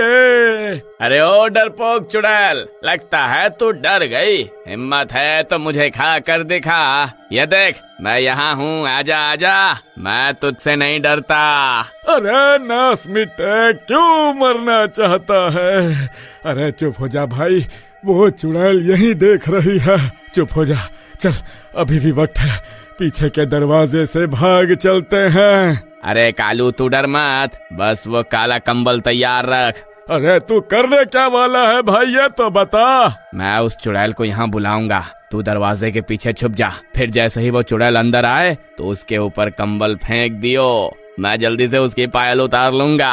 आज तो हम दोनों पक्का मरेंगे। फिर मुन्ना जोर जोर से आवाज लगाकर चुड़ैल को अपने घर की ओर बुलाता है। चुड़ैल भी मुन्ना को देख लेती है और दौड़ती हुई उसकी तरफ आती है। मुन्ना दरवाजे के सामने खड़ा हो जाता है। फिर चुड़ैल दरवाजा पीटने लगती है। खोल, दरवाजा खोल, देख तेरी मौत तेरे सामने खड़ी है, आज तेरा खून पीकर अपनी प्यास बुझाऊंगी। अरे मुन्ना भाई, अभी भी मौका है, चल पीछे के रास्ते से भाग चलते हैं। अब हम पीछे नहीं हट सकते, तू जल्दी से दरवाजा खोल दे, अभी खोल दरवाजा। फिर कालू दरवाजा खोल देता है। दरवाजा खुलते ही चुड़ैल मुन्ना के सामने आकर खड़ी हो जाती है। कालू जल्दी से कंबल फेंक। कालू चुड़ैल को देखकर सुन्न हो जाता है। डर के मारे उसकी हालत खराब हो जाती है, उससे हिला भी नहीं जाता। अरे कमबख्त क्या कर रहा है? अरे अपने साथ साथ मुझे भी मरवाना चाहता है क्या? अरे जल्दी से चुड़ैल के ऊपर कंबल फेंक। फिर कालू हिम्मत जुटाकर चुड़ैल के ऊपर कंबल डाल देता है। कंबल डलते ही चुड़ैल को कुछ दिखाई नहीं देता। वो छटपटाती रहती है, लेकिन कालू उसे पकड़ लेता है। तभी कालू मुन्ना नीचे झुकता है और चुड़ैल की दोनों पायल उतार लेता है। चलो कालू भाई, हमारा काम तो हो गया, इस दरवाजे को बाहर से धक्का दे दो। और दरवाजा बंद कर देते हैं और पीछे के रास्ते से भाग जाते हैं। अरे भागो, अपनी जान बचाकर भागो। अरे मर गए रे। अरे मुन्ना, तेरा नाश मिटे, आज तो तेरे लालच ने हम दोनों को मरवा ही दिया था। फिर वो दोनों भागते भागते जंगल के अंदर घुस जाते हैं और झाड़ियों के पीछे छुप जाते हैं। मेरी पायल, कमबख्तों, मैं तुम्हें जिंदा नहीं छोड़ूंगी। तुमने मेरी पायल चुराकर अपनी मौत को बुलाया है। फिर वो चुड़ैल उन दोनों की तलाश में पूरे गांव में हाहाकार मचा देती है। कहाँ छुपे हो कमबख्तों, बाहर आओ, वो पायल मेरे लिए बहुत जरूरी है। कहाँ छुपे हो तुम? चुड़ैल पूरी रात भर उन दोनों की तलाश में इधर उधर भटकती रहती है और सुबह होते ही वो गायब हो जाती है। उधर दूसरी तरफ सुबह होते ही मुन्ना और कालू नींद से जागते हैं। मुन्ना खुश होकर पायल निकालता है और कहता है, भाई अब हमारी किस्मत बदलने वाली है, इस पायल को बेचकर हम माला माल हो जाएंगे। लेकिन जैसे ही दोनों गांव लौटते हैं, पूरे गांव में सन्नाटा पसरा होता है और ना तो कोई औरत, न बच्चे, न बूढ़े, कोई दिखाई नहीं देता। अरे भाई, ये क्या हो गया? सब कहाँ चले गए? अरे शायद डर के मारे सब गांव छोड़कर भाग गए होंगे। पर तभी हवा के झोंके के साथ दोनों को पायल की छनक सुनाई देती है। मुन्ना नीचे देखता है, पायल अपने आप खनक रही थी और पायल से खून की बूंदें टपक रही थी। अरे मुन्ना, अरे ये सोने की नहीं, अरे ये खून की पायल है। ये तो चुड़ैल की आत्मा का हिस्सा है, इसीलिए पूरा गांव गायब हो गया। तभी गांव के बीचों बीच एक चीख गूंजती है, मेरी पायल लौटाओ। ये देखकर कालू बहुत डर जाता है। अरे मुन्ना भाई, यह तो बहुत बड़ी गड़बड़ हो गई। इस चुड़ैल ने तो पूरे गांव वालों को ही गायब कर दिया। अब क्या करें? रात होते ही वो चुड़ैल फिर से यहाँ आएगी और इस बार हम नहीं बच पाएंगे। अरे हमें रात होने से पहले इस गांव को छोड़कर जाना होगा, चलो मेरे साथ। फिर वो दोनों दौड़ते दौड़ते गांव की मेन सड़क पर बने बस स्टैंड पर पहुंच जाते हैं। कुछ देर इंतजार करने के बाद उन्हें वहाँ एक बस आती हुई दिखाई देती है। वो बस उनके पास आकर रुकती है। अरे ये क्या, आज सिर्फ 2 ही सवारी आई है। रोज तो 20-25 लोग चलते थे इस गांव से, आज सारे गांव वाले कहाँ चले गए? अरे भाई, आज गांव में महोत्सव है, सभी गांव वाले वहीं हैं, इसलिए आज कोई नहीं आया। फिर वो बस उन दोनों को लेकर वहाँ से शहर की ओर चली जाती है। शुक्र है भगवान का, इस भूतिया गांव से पीछा छूटा। आज तो बाल बाल बच गए। बस थोड़ी देर और, कुछ ही देर में शहर आ जाएगा। फिर वहाँ पहुँचते ही सबसे पहले ज्वेलरी शॉप ढूंढकर इस पायल को बेच देंगे और फिर हम माला माल हो जाएंगे। हाँ, और फिर हमें कभी नौकरी करने की जरूरत भी नहीं पड़ेगी, पैसा ही पैसा होगा। फिर थोड़ी देर में उनका शहर आ जाता है। फिर शहर पहुंचते ही वो दोनों एक ज्वेलरी शॉप पर उस पायल को बेचने के लिए जाते हैं। भाई साहब, हम इस पायल को बेचना चाहते हैं, हमें इसका क्या दाम मिलेगा? अरे वाह, इतनी सुंदर पायल, ठीक है, मैं इसे खरीद लूंगा। मैं इसे एक बार परख लेता हूँ, आखिर सोने की है भी या नहीं। तभी ज्वेलरी शॉप में पायल अचानक खून से भीग जाती है। चारों तरफ अंधेरा छा जाता है। अरे ये कैसी पायल है, इसे यहाँ से ले जाओ वरना मेरी दुकान बर्बाद हो जाएगी। मुन्ना और कालू दोनों डर जाते हैं। तभी अचानक हवा का तेज झोंका आता है और चुड़ैल की आवाज गूंजती है, मेरी पायल लौटा दो वरना खून की नदियाँ बहेंगी। भाई, अब हमें समझ आ गया, ये पायल किसी और की अमानत है। लालच ने हमें मौत के मुंह तक पहुंचा दिया। चलो इसे वापस गांव लेकर चलते हैं। हाँ कालू, तो सही कह रहा है, अमीरी के लालच में मैं सब कुछ भूल गया था। अगर हमने इसे वापस नहीं किया तो पूरा गांव हमेशा के लिए खत्म हो जाएगा। फिर मुन्ना और कालू पायल लेकर गांव लौटते हैं। गांव अब भी सुनसान है। अरे भाई देख, सब परछाइयाँ हमें घूर रही हैं। अरे ऐसा लग रहा है हमें कच्चा खा जाएंगी। कालू भाई, उन परछाइयों की आंखों में मत देखो, बस चुपचाप खड़े रहो, बाकी मैं संभाल लूंगा। ओ चुड़ैल सुन, ये ले तेरी पायल। हमने गलती की लेकिन अब इसे लौटा रहे हैं। चुड़ैल जी, हमें माफ कर दो, हमने आपकी पायल चुराने की हिम्मत की, हमसे गलती हो गई।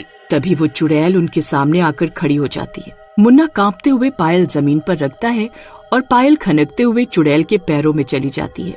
चुड़ैल जी, हमें माफ कर दो, हमने आपके ऊपर कंबल डालकर आपकी पायल चुरा ली थी। अब हमें अपनी गलती का एहसास है, हमें माफ कर दो। कालू की बात सुनकर चुड़ैल उन्हें माफ कर देती है। अचानक पूरी हवा रुक जाती है। गांव का अंधेरा साफ होने लगता है और अचानक गांव वाले एक एक करके वापस लौट आते हैं। लेकिन चुड़ैल जी, आप रोज इस गांव में किसकी तलाश करती हैं? ये पायल मुझे मेरे पति ने दी थी, लेकिन शादी के कुछ समय बाद उसका दिल किसी और लड़की पर आ गया और एक रात वो मुझे छोड़कर चला गया और उसके गम में मैंने भी अपनी जान दे दी। लेकिन मेरी आत्मा को शांति नहीं मिली, इसलिए मैं रोज अपने पति की तलाश में गांव आती थी। मुझे लगता था शायद एक दिन वो मेरे लिए घर वापस आएगा, इसलिए मैं रोज गांव में आती थी। चुड़ैल को भी असलियत का एहसास होता है। तभी चुड़ैल की पायल भी राख में बदल जाती है। अब मेरे जाने का समय भी आ गया है। तुम दोनों की वजह से मेरा मोह इस पायल से टूटा, इसके लिए मैं तुम दोनों की आभारी रहूंगी। ऐसा बोलकर चुड़ैल गायब हो जाती है और चुड़ैल को भी मुक्ति मिल जाती है।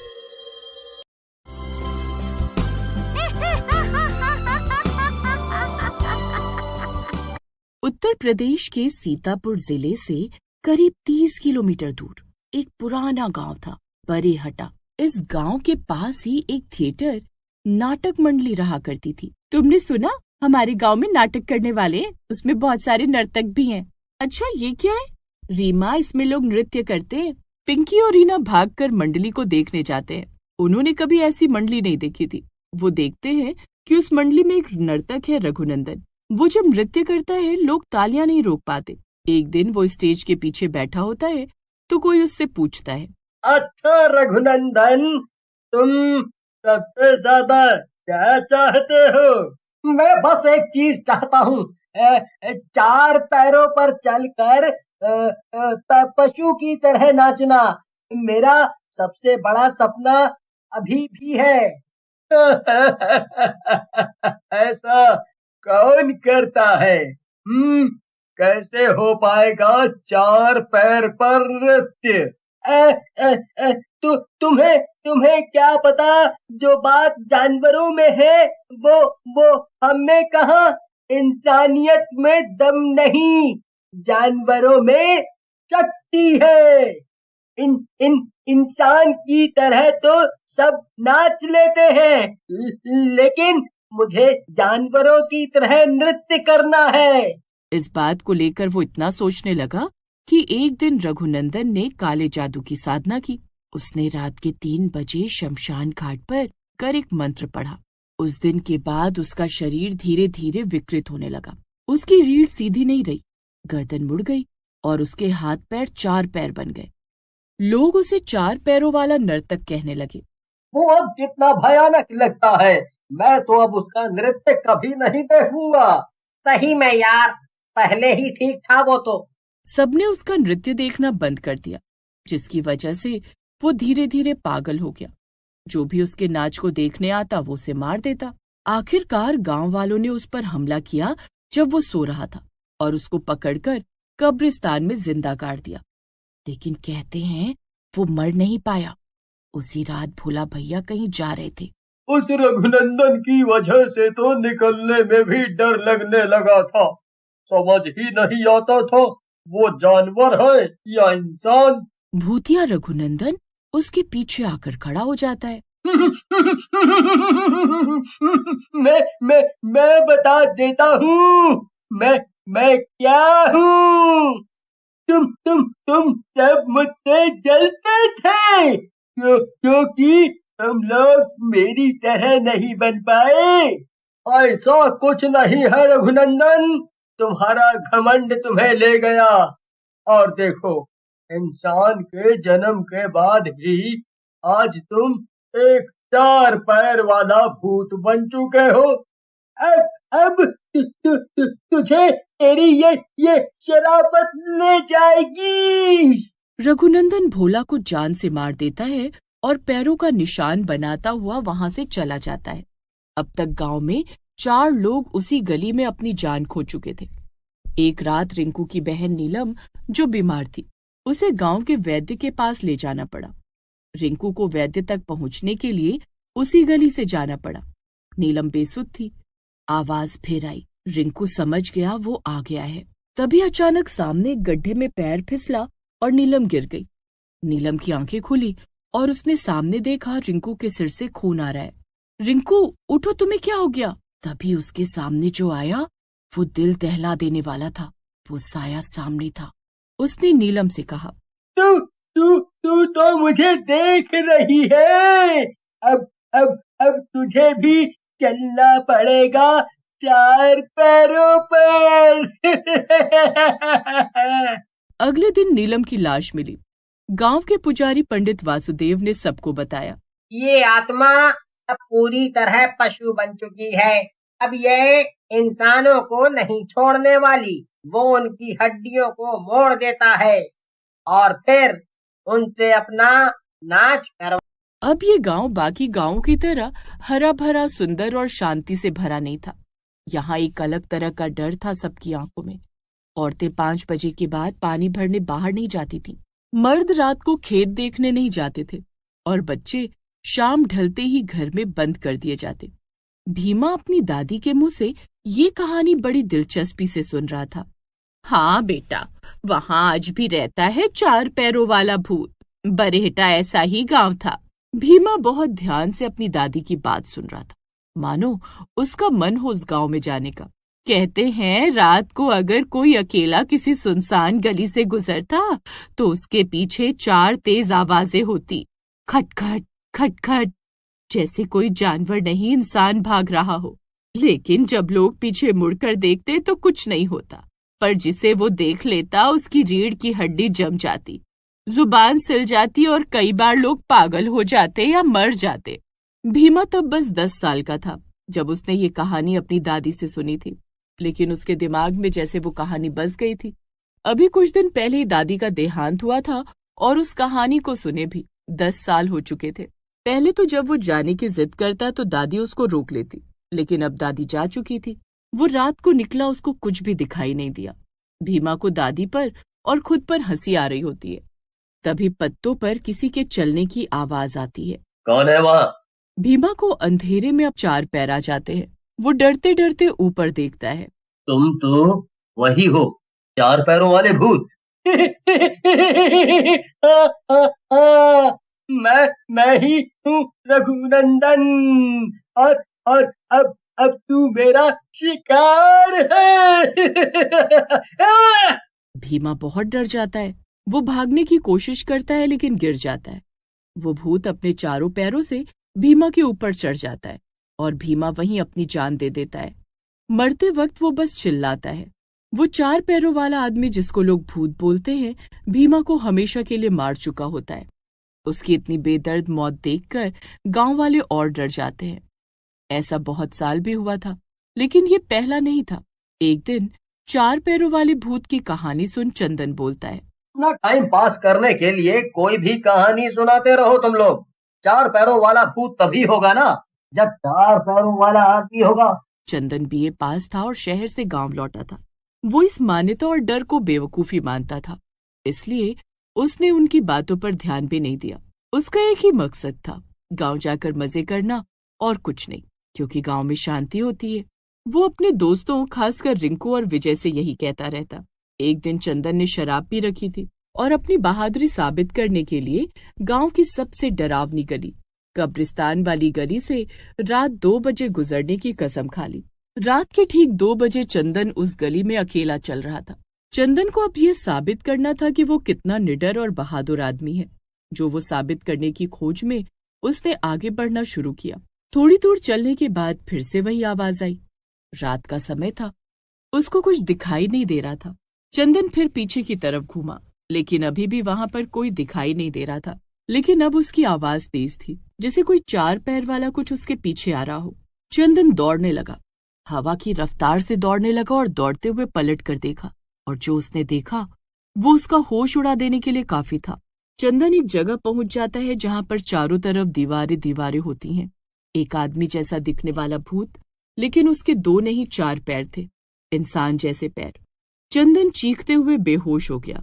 अगली सुबह गांव वालों ने चंदन को कब्रिस्तान के पास पड़ा पाया। उसकी जुबान गायब थी। अब तक गांव के 10 से ज्यादा लोग अपनी जुबान और शरीर खो चुके थे। एक रात पूरा गांव जल गया। आग किसने लगाई कोई नहीं जानता। कहते हैं गांव के बीच में एक काला नाच हुआ, जिसमें एक 4 पैरों वाला भूत नाच रहा था। उस जगह एक वीरान मैदान है, कोई वहां घर नहीं बनाता, पर रात में अगर कोई बहुत चुपचाप वहां से गुजरे तो उसे 4 तेज कदमों की आवाजें सुनाई देती हैं।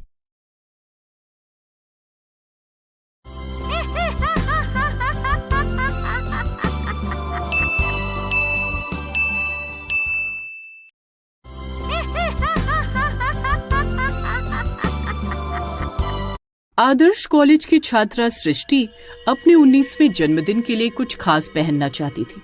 उसकी सहेली आस्था ने उसे एक दुकान के बारे में बताया। एक दुकान है, रात को खुलती है, पर गाउन जबरदस्त होते हैं। मैंने सुना है बहुत लड़कियां वहाँ से गाउन लेती हैं। पर रात में कौन कपड़े खरीदता है? मैंने तो रात में बस दुकान को बंद होते हुए देखा है आज तक। हाँ ये तो है, गई तो मैं भी नहीं हूँ, लेकिन बहुत सुना है। बस एक बार चलना, बहुत यूनिक है। ठीक है, जब तुम इतना बोल रही हो तो आज रात ही हम वहाँ जाकर देखते हैं। लेकिन देखो, अगर मुझे पसंद नहीं आया तो मैं सीधा मना कर दूंगी। बताओ मंजूर है? हाँ, मुझे बस वो दुकान देखनी है, बाकी तेरी मर्जी, तुझे लेनी है या नहीं लेनी है। ठीक है। उसी रात वो दोनों उस गली में पहुंची जहाँ वो दुकान थी। बाकी सारी दुकानें बंद थी, लेकिन एक दुकान नीली रोशनी में चमक रही थी, ब्यूटी ग्लो गारमेंट्स। जैसे वे अंदर गई, एक अजीब ठंडक महसूस हुई। हवा में कुछ गंध थी जैसे पुराने इत्र की, लेकिन उन्होंने इस बात पर ध्यान न देकर गाउन पर ध्यान दिया। दुकान में कोई दुकानदार नहीं था, मगर जैसे किसी अदृश्य ताकत ने सृष्टि के सामने गुलाबी गाउन लाकर रख दिया। ये कैसे हुआ जब यहाँ कोई है ही नहीं?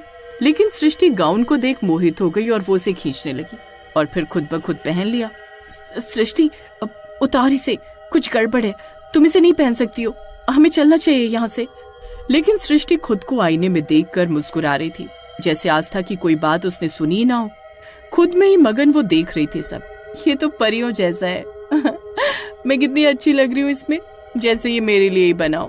तभी बत्तियां बुझ गई, घुप अंधेरा छा गया और फिर एक जोरदार चीख सुनाई दी। जब रोशनी लौटी सृष्टि वहां नहीं थी, केवल वही गुलाबी गाउन जमीन पर पड़ा था। आस्था बुरी तरह कांप रही थी। वो वहां से भाग निकली। अगले दिन वो पुलिस के पास गई, पर किसी ने विश्वास नहीं किया। उन्होंने कहा, देखिए, कोई दुकान रात में नहीं खुलती, वहाँ कुछ था ही नहीं। हम कितनी बार उस रास्ते पर गए हैं, हमने कभी कुछ नहीं देखा है आज तक वहाँ। लेकिन ये कैसे हो सकता है? हम कल ही गए थे, मेरी दोस्त वहीं से लापता हुई है। सॉरी, हम कुछ नहीं कर सकते।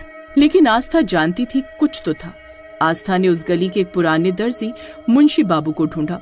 वे दुकान के इतिहास के बारे में जानते थे। उन्होंने बताया, 50 साल पहले वहाँ एक डिजाइनर था, रघुवीर भंडारी।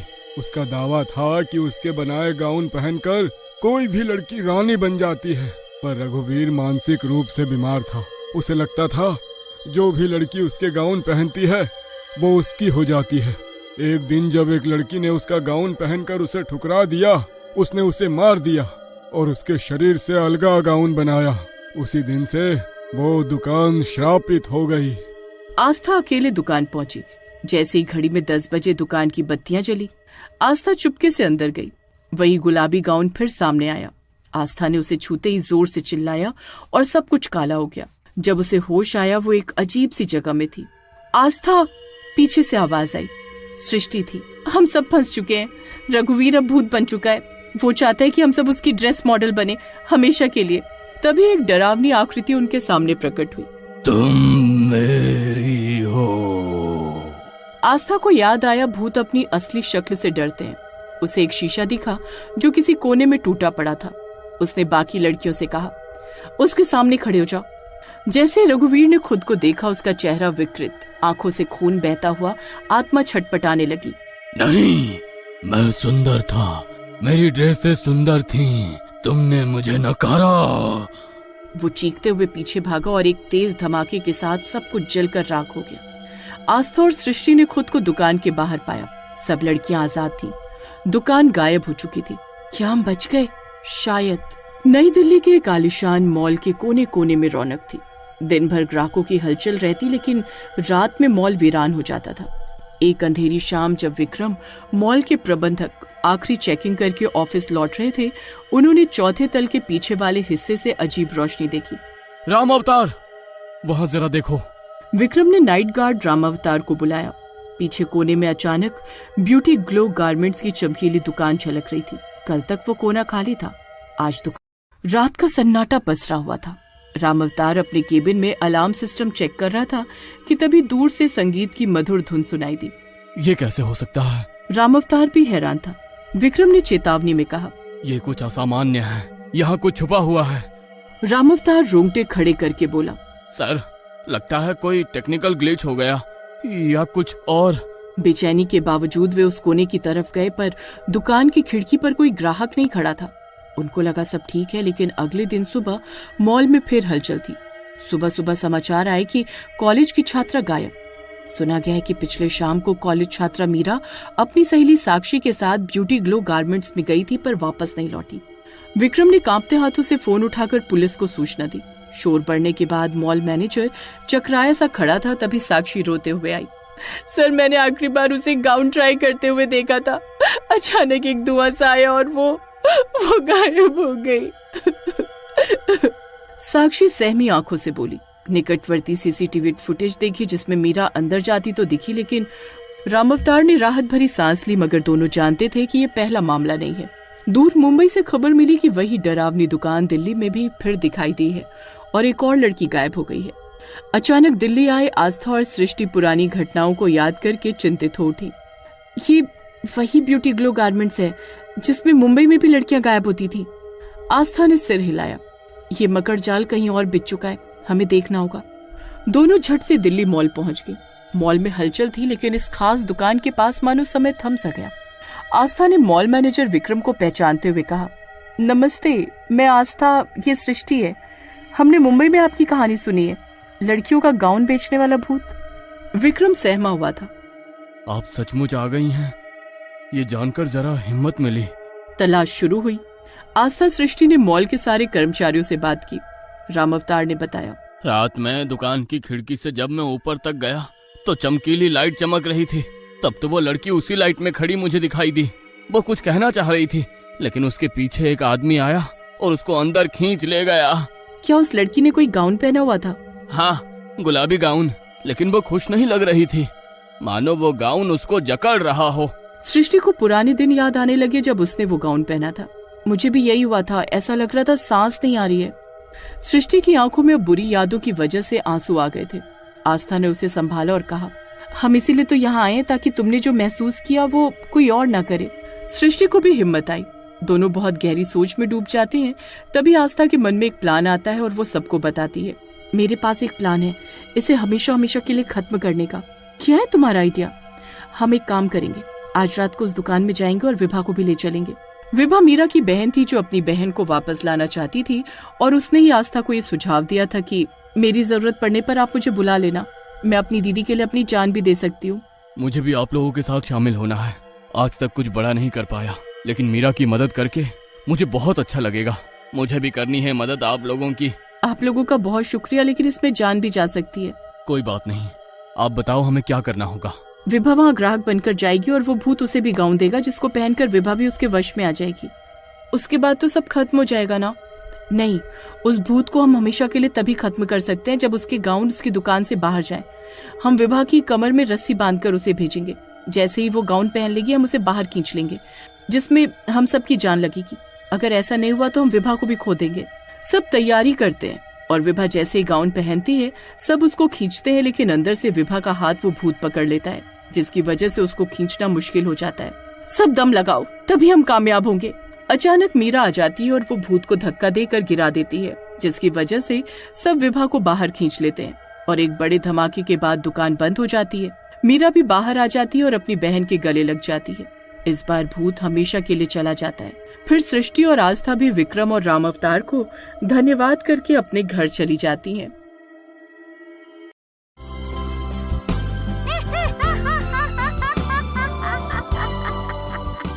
एक बार की बात है, दो डाकू लूट का सारा सोना लिए जंगल के रास्ते भाग रहे होते हैं।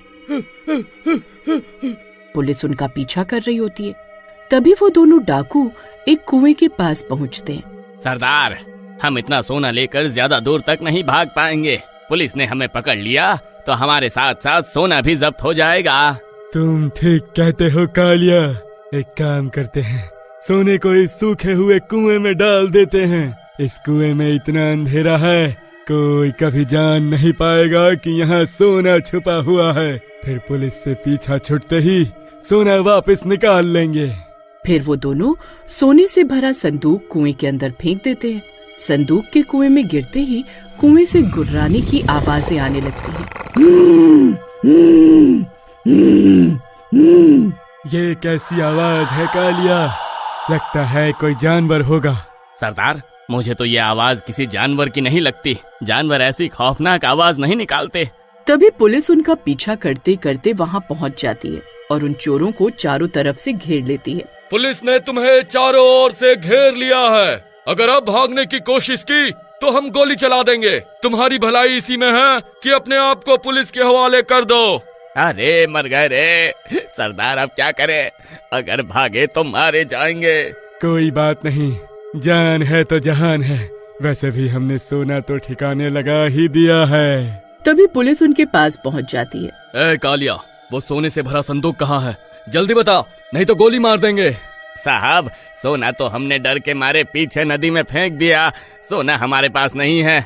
दो हवलदार जल्दी उस नदी में जाकर सोने की तलाश करो, जब तक हम उन्हें पुलिस स्टेशन ले जाते हैं। फिर पुलिस उन दोनों को पकड़कर पुलिस स्टेशन लेकर जाती है और फिर उन दोनों को 5-5 साल की सजा होती है।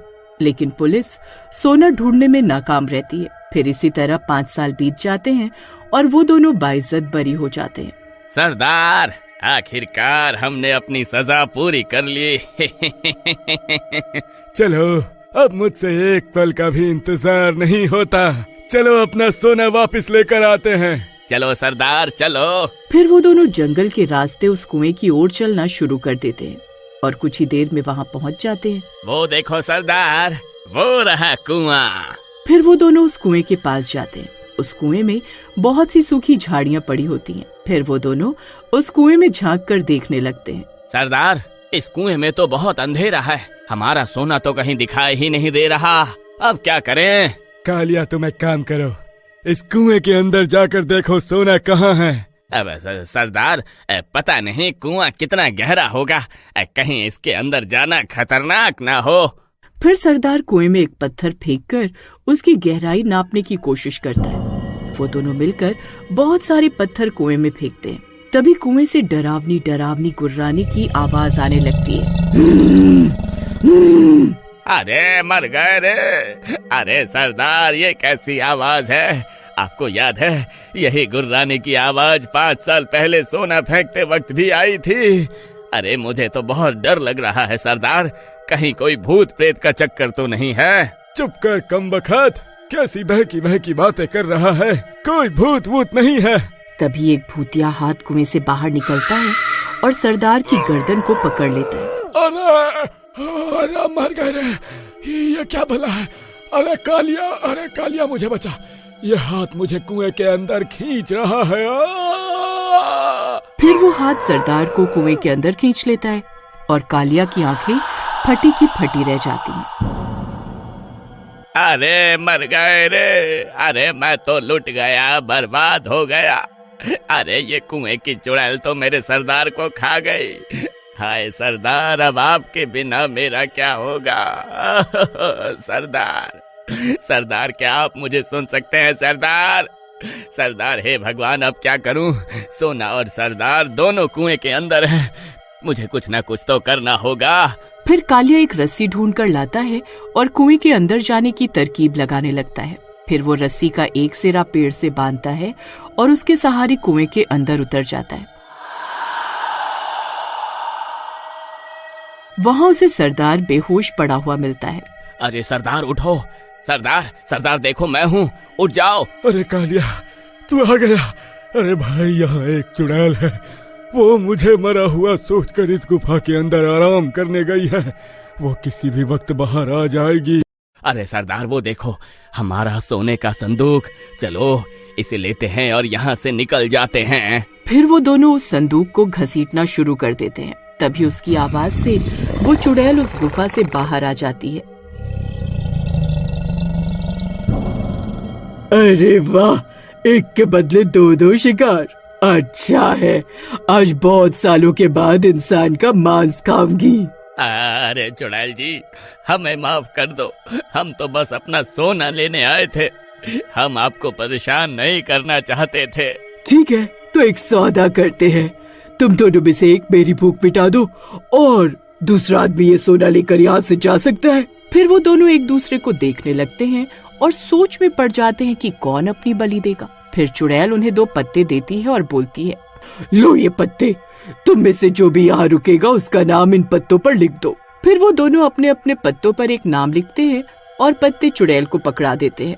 फिर चुड़ैल दोनों पत्तों पर नाम पढ़ती है तो हैरान रह जाती है। सरदार खुद का नाम उस पत्ते पर लिखता है और कालिया भी अपना ही नाम पत्ते पर लिख देता है। अरे वाह, दोनों एक दूसरे को बचाने के लिए खुद को कुर्बान करने को तैयार हो। वाह वाह। सरदार, आपने ऐसा क्यों किया? आपने मेरा नाम क्यों नहीं लिखा?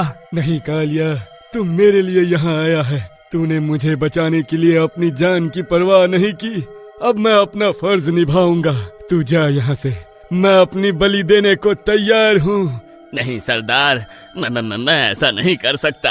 वाह रे इंसान, सालों से कोई इस कुएं में आता नहीं और जो आया वो खुद को कुर्बान करने को तैयार है।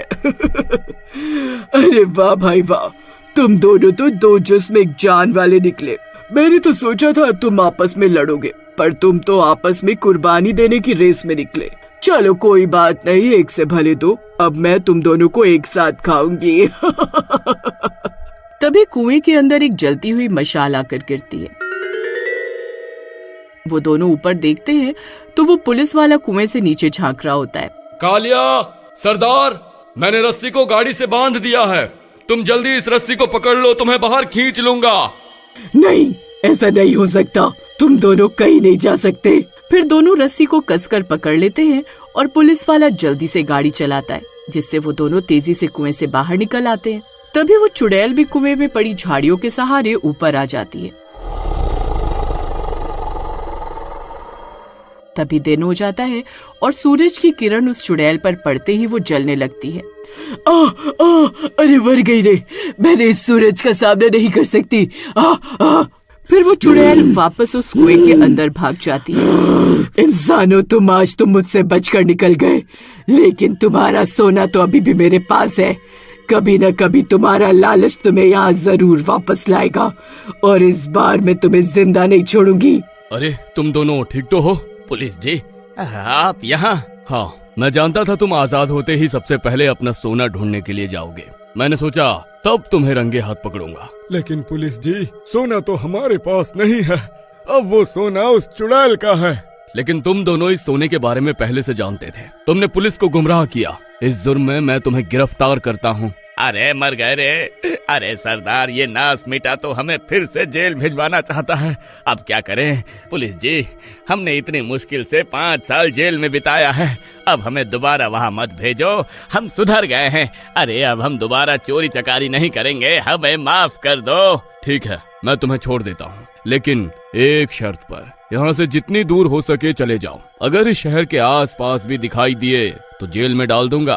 ठीक है पुलिस जी, हम यहाँ से बहुत दूर चले जाएंगे। इतना बोलकर वो दोनों वहाँ से भाग जाते हैं। चलो, इन दोनों बेवकूफों से तो पीछा छूटा। अब ये सारा सोना मेरा है। ये चुड़ैल मेरी बंदूक के आगे कहाँ टिक पाएगी। फिर वो लालची पुलिस वाला उस रस्सी के सहारे उस कुएं में उतर जाता है। सोने की तलाश में इधर उधर देखने लगता है। अरे ये चुड़ैल कहीं दिखाई क्यों नहीं दे रही? तभी चुड़ैल उसके पीछे आकर उसकी गर्दन पर काट लेती है और वो पुलिस वाला वहीं दम तोड़ देता है। इस तरह वो पुलिस वाले का लालच उस पर भारी पड़ जाता है।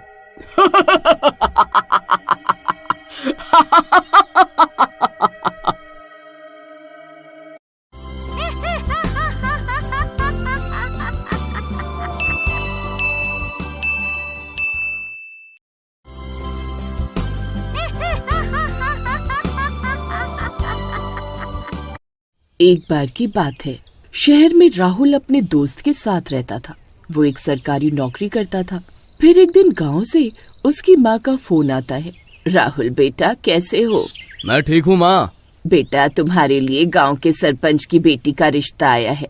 उन्हें एक सरकारी नौकरी करने वाले लड़के की तलाश थी, इसलिए उन्होंने अपनी लड़की की शादी के लिए तुम्हारा हाथ मांगा है। ठीक है माँ, जैसा आपको अच्छा लगे। जहाँ आपकी मर्जी होगी मैं वहीं शादी कर लूंगा। ठीक है बेटा, तू कल ही ट्रेन पकड़कर गांव आ जा। यहाँ जब तक मैं शादी की तैयारियां करवाती हूँ। ठीक है माँ, मैं कल आता हूँ। फिर राहुल ट्रेन पकड़कर अपने गांव पहुँच जाता है। गांव पहुँचकर वो अपनी होने वाली बीवी से मिलता है। वो बहुत सुंदर होती है। फिर उनकी शादी हो जाती है। फिर 2 दिन तक राहुल सुमन के साथ गाँव में ही रहता है। माँ, अब 2 दिन हो गए, अब मुझे वापस शहर जाना होगा। अजी, आप शहर चले जाओगे तो मैं यहाँ अकेले गाँव में क्या करूँगी? मुझे भी अपने साथ ले चलो, आपके बिना मेरा यहाँ मन नहीं लगेगा। देखो सुमन, मैं भी तुम्हें अपने साथ शहर ले जाना चाहता हूँ, लेकिन शहर में मेरा खुद का घर नहीं है। मैं अपने दोस्त के साथ उसके घर में रहता हूँ। तुम मुझे कुछ दिनों का वक्त दो, एक बार मैं शहर में खुद के घर का बंदोबस्त कर लूँ, फिर मैं तुम्हें यहाँ से ले जाऊंगा। फिर इतना बोलकर राहुल शहर के लिए निकल पड़ता है। सुमन उसे रेलवे स्टेशन तक छोड़ने जाती है। वहीं रास्ते में एक बरगद का पेड़ आता है। वो दोनों कुछ देर के लिए वहाँ रुककर पानी पीने लगते हैं, लेकिन उन्हें क्या पता था, उस पेड़ के नीचे रुकने से उनकी जिंदगी बदलने वाली थी।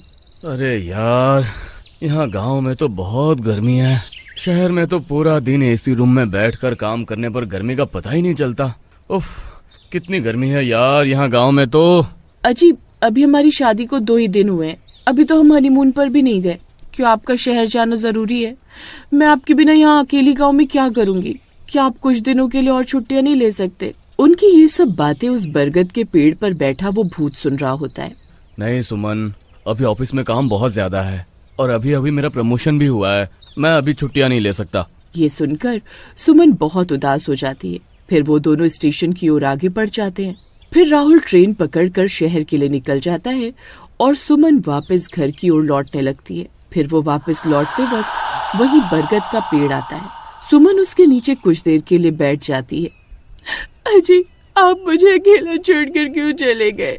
मैं आपके बिना यहाँ अकेली क्या करूँगी? उसकी बातें सुनकर उस भूत को सुमन पर बहुत तरस आता है। अरे, इसका पति कितना नकारा निकला, बेचारी नई नवेली दुल्हन को अकेला छोड़कर चला गया। फिर सुमन अपने घर की ओर चल देती है और कुछ देर में घर पहुंच जाती है। फिर रात होने पर सुमन अपने कमरे में उदास बैठी होती है। वहीं दूसरी तरफ वो भूत भी सुमन के बारे में सोचता रहता है और उस भूत को सुमन से लगाव हो जाता है और वो उस पेड़ से नीचे उतरता है और राहुल का रूप ले लेता है और उसकी तलाश में गांव में निकल पड़ता है और सुमन की खुशबू का पीछा करते करते उसके घर पहुंच जाता है। फिर वो खिड़की से झांक कर देखता है तो सुमन बेड पर उदास बैठी हुई होती है। अब उस भूत को सुमन से प्यार हो चुका होता है। फिर भूत सुमन को खिड़की से आवाज देता है, सुमन, सुमन देखो मैं आ गया। राहुल को खिड़की में देखकर सुमन खुशी से पागल हो जाती है। अजी, आप वापस आ गए। मैं जानती थी आपको मेरा प्यार वापस खींच लाएगा, लेकिन आप यहाँ खिड़की पर क्यों खड़े हो? घर के अंदर आइए ना। फिर सुमन भागकर जाती है और दरवाजा खोलती है। राहुल को देखकर उसके माँ बाप भी चौंक जाते हैं। अरे बेटा, तू वापस आ गया? तू तो कह रहा था अभी और छुट्टियाँ नहीं मिल पाएंगी। अरे, मैं सुमन के लिए आया हूँ। मुझसे सुमन का उदास चेहरा देखा नहीं गया, इसीलिए मैं वापस आ गया। फिर वो भूत राहुल बनकर सुमन के साथ रहने लगता है। सुमन भी अनजान थी कि वो उसका पति नहीं बल्कि एक भूत है। फिर वो दोनों खुशी खुशी रहने लगते हैं। फिर अगले दिन राहुल सुमन को खाना खिलाने बाहर ले जाता है और वापस घर लौटने में रात हो जाती है। रात होते ही राहुल की आंखें लाल होने लगती हैं। आपकी आंखों को क्या हुआ जी? ये इतनी लाल कैसे हो गई? अरे, ये तो कल रात में अच्छे से सो नहीं पाया ना, इसलिए ऐसे लाल हो गई है। तभी गली के सारे कुत्ते राहुल को देखकर भौंकने लगते हैं। शु, शु, शु, शु, शु, शु, चलो भागो यहाँ से। पता नहीं आज इन्हें क्या हो गया। आज से पहले तो कभी ऐसे भौंकते नहीं थे। अरे, चलो भागो यहाँ से, नहीं तो एक एक को काट डालूंगा। भागो यहाँ से। फिर जैसे ही राहुल उन्हें घूरता है तो वो डर के मारे वहाँ से भाग जाते हैं। अजी, आपकी आवाज को क्या हो गया? ये अचानक से इतनी भारी कैसे हो गई? अरे कुछ नहीं, बस ऐसे ही थोड़ा गुस्से में बोला ना, इसलिए ऐसे ही हो। फिर वो दोनों अपने घर आ जाते हैं और सुमन सो जाती है। भूत सुमन का बहुत ख्याल रखता है। काश सब कुछ ऐसा ही चलता रहे। अरे, 2 दिन हो गए इसके पति को गए हुए। वो शहर पहुंचने वाला होगा। अगर उसने पहुंचकर इसे फोन कर दिया तो मेरा भेद खुल जाएगा। मुझे कुछ करना होगा। फिर भूत घर की छत पर जाता है और टेलीफोन की तार को काट देता है ताकि राहुल अपने घर फोन न कर सके। वहीं दूसरी ओर राहुल भी शहर पहुंच जाता है और पहुंचते ही सुमन को फोन मिलाता है। अरे ये क्या, फोन क्यों नहीं मिल रहा? बड़ी अजीब बात है। कोई बात नहीं, कल फिर से फोन मिलाकर देखूंगा। फिर राहुल लगातार हर रोज घर पर फोन मिलाने की कोशिश करता है, लेकिन उसकी बात किसी से भी नहीं हो पाती क्योंकि भूत ने फोन का तार पहले ही काट दिया था। अरे यार मनोज, आज 10 दिन हो गए सुमन का कोई फोन नहीं आया और घर का फोन भी नहीं लग रहा। मुझे समझ नहीं आ रहा क्या करूं। फिर ऐसे ही 1 महीना बीत जाता है। फिर एक दिन राहुल के माँ बाप उस बहरूपीय भूत से बोलते हैं, अरे बेटा राहुल, अब तो तुम शहर भी नहीं जा रहे। हमें तो लगता है तुमने अपनी पत्नी के प्यार में नौकरी भी छोड़ दी है। ये सब नहीं चलेगा। जब से तुम्हारी शादी हुई है तुम तो इस सुमन के प्यार में पागल हो गए हो। देखो राहुल, अगर शहर जाकर नौकरी नहीं कर सकते तो यहीं गांव में कुछ ना कुछ काम करना होगा। मैं अकेला इस घर का खर्चा नहीं उठा सकता हूँ। फिर अगले दिन से बहरूपिया राहुल घर से निकलता है और जादू से सोने के सिक्के बनाकर रोज अपने पिताजी को दे देता। सोने के सिक्के देखकर पिताजी की आंखें फटी की फटी रह जाती और उनकी खुशी का ठिकाना नहीं रहता। फिर कुछ दिनों तक ऐसे ही चलता रहता है। अब राहुल की शादी को 2 महीने बीत चुके थे और शहर में राहुल बेहद परेशान हो चुका था। फिर एक दिन, मनोज, अब 2 महीने हो गए और सुमन का कोई फोन नहीं आया। मैं आज रात ही ट्रेन पकड़कर गांव जा रहा हूँ। फिर उसी रात राहुल अपने गांव की ओर निकल पड़ता है। 2 दिन में वो गांव पहुंच जाता है। फिर घर पहुंचकर अपने घर की घंटी बजाता है। सुमन और बहरूपिया राहुल अपने कमरे में आराम कर रहे होते हैं। अजी, मैं अभी दरवाजा खोल कर आती हूँ। फिर सुमन जैसे ही दरवाजा खोलती है उसकी आंखें फटी की फटी रह जाती हैं। सामने राहुल खड़ा होता है। अरे मर गए रे, ये कैसे हो सकता है? आप तो मेरे साथ कमरे में आराम कर रहे थे, भला आप इतनी जल्दी यहाँ बाहर कैसे आ गए? सुमन की आवाज सुनकर उसके सास ससुर भी बाहर आ जाते हैं और बहरूपिया राहुल भी कमरे से बाहर आ जाता है। उन दोनों को एक साथ देखकर सबकी आंखें फटी की फटी रह जाती हैं। बहरूपिये, कौन है तू और मेरे घर में क्या कर रहा है? अरे मर गई रे बेटा, अगर तू आज शहर से आया है तो 2 महीने से जो सुमन के साथ रह रहा है वो कौन है? माँ, मैं ही आपका असली बेटा हूँ, ये झूठ बोल रहा है। फिर दोनों में बहुत बहस होती है, लेकिन किसी को कुछ समझ नहीं आता कि सुमन का असली पति कौन है। फिर इस मुद्दे को सरपंच के सामने रखा जाता है। ये मामला तो बहुत जटिल है, इसका पता तो सिर्फ गांव के विद्वान बाबा ही लगा सकते हैं। चलो सब बाबा के पास चलते हैं। बाबा, मैं इस बहरूपिये से कुछ सवाल पूछूंगा जिसका जवाब या तो सिर्फ मैं जानता हूँ या मेरे माँ बाप जानते हैं। फिर राहुल गांव वालों के सामने बहरूपिये से कुछ सवाल पूछता है, लेकिन बहरूपिया सारे सवालों का सही सही जवाब दे देता है। ये देखकर उसके माँ बाप भी चौंक जाते हैं। अजी, यही मेरे असली पति हैं, ये मुझसे बहुत प्यार करते हैं। अगर ये बहरूपिये होते तो मुझे कोई न कोई नुकसान जरूर पहुँचाते, लेकिन पिछले 2 महीनों में इन्होंने मेरा बहुत ख्याल रखा। मैं इनके साथ ही रहना चाहती हूँ। जो ये आदमी शहर से आया यही बहरूपिया है। ये तुम क्या कह रही हो सुमन? मैं ही तुम्हारा असली पति हूँ। बाबा भी ये देखकर चौंक जाते हैं। फिर बाबा भूतिया राहुल की आंखों में देखते हैं और अपनी शक्तियों से ये मालूम कर लेते हैं कि ये राहुल नहीं भूत है। तो ये बात है, मुझे इस भूत की असलियत सबके सामने लानी होगी। फिर बाबा अपने थैले से एक कांच की बोतल निकालते हैं और बोलते हैं, जो भी सुमन से ज्यादा प्यार करता है उसे सुमन के प्यार की सौगंध है, वो अभी के अभी इस बोतल के अंदर समा जाए। अरे नास मीठे बूढ़े, सठिया गया है क्या? ये कैसी बहकी बहकी बातें कर रहा है? अब मैं अपना प्यार कैसे साबित करूं? तभी बहरूपिया राहुल सुमन की ओर देखता है और बोलता है, सुमन, आज पहली बार किसी ने मुझे मेरे प्यार की सौगंध दी है। मुझे पता है ये बाबा मुझे इस बोतल में कैद करना चाहता है, लेकिन फिर भी मुझे अपने प्यार को साबित करने के लिए इस बोतल में जाना होगा। मैंने तुमसे सच्चा प्यार किया है सुमन, और आगे भी करता रहूंगा। अलविदा, अलविदा। फिर इतना बोलकर भूत बोतल के अंदर चला जाता है और बाबा उसे कैद कर लेते हैं। ये सब देखकर गांव वालों की आंखें फटी की फटी रह जाती है। राहुल और उसके घर वाले भी अपने बेटे को वापस पाकर बहुत खुश थे, लेकिन अपने असली पति को वापस पाकर भी सुमन खुश नहीं थी, क्योंकि वो भी उस बहरूपिये से प्यार करने लगी थी। फिर बाबा उस भूत को लेकर वहाँ से चले जाते हैं। अगर आप इसका पार्ट 2 देखना चाहते हैं तो कमेंट कीजिए।